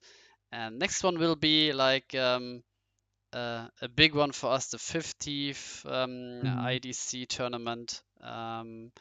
And how many do we have left until the championship IDC? I think only this one, right? Yeah, I The think next one. yeah, that's the last one to qualify for the next CIDC. Yeah, So fitting like y- a lot of stakes due to that, and then it's the 50th version. So hopefully we'll get over 30 this one again. yeah, yeah. That we will play like one more round, not only five Yeah. rounds. Yeah. This would be nice. And yeah, still pretty close between some guys who are qualifying for the top 8 spots in our championship IDC, which will be in June this year. Yeah. All Yeah. right. So, do you have any closing thoughts? Um, I don't think so. I think I talked about everything I wanted to talk about. I'm really happy that I won, especially with Phobos, because like a year ago, I remember like me saying, like really hating on the deck and saying, this is dead. You can't beat Rush, you can't beat Fortress. Hmm. Uh, like it's over. No way Phobos ever wins. Then yeah, maybe of course I got helped a bit by like lower participant count and some bracket luck, but like bracket luck is always needed, and so yeah, I'm just feeling very happy that I could get Phobos one more win. Yeah, nice. Yeah. All right. So that's it from us. We will see you guys last Sunday of each month. Another Top Cut. Um, so you can always mark in your calendar. The next one will be on the 25th of May. Um, watch out for that. And yeah, see you guys in the battle zone. Bye bye.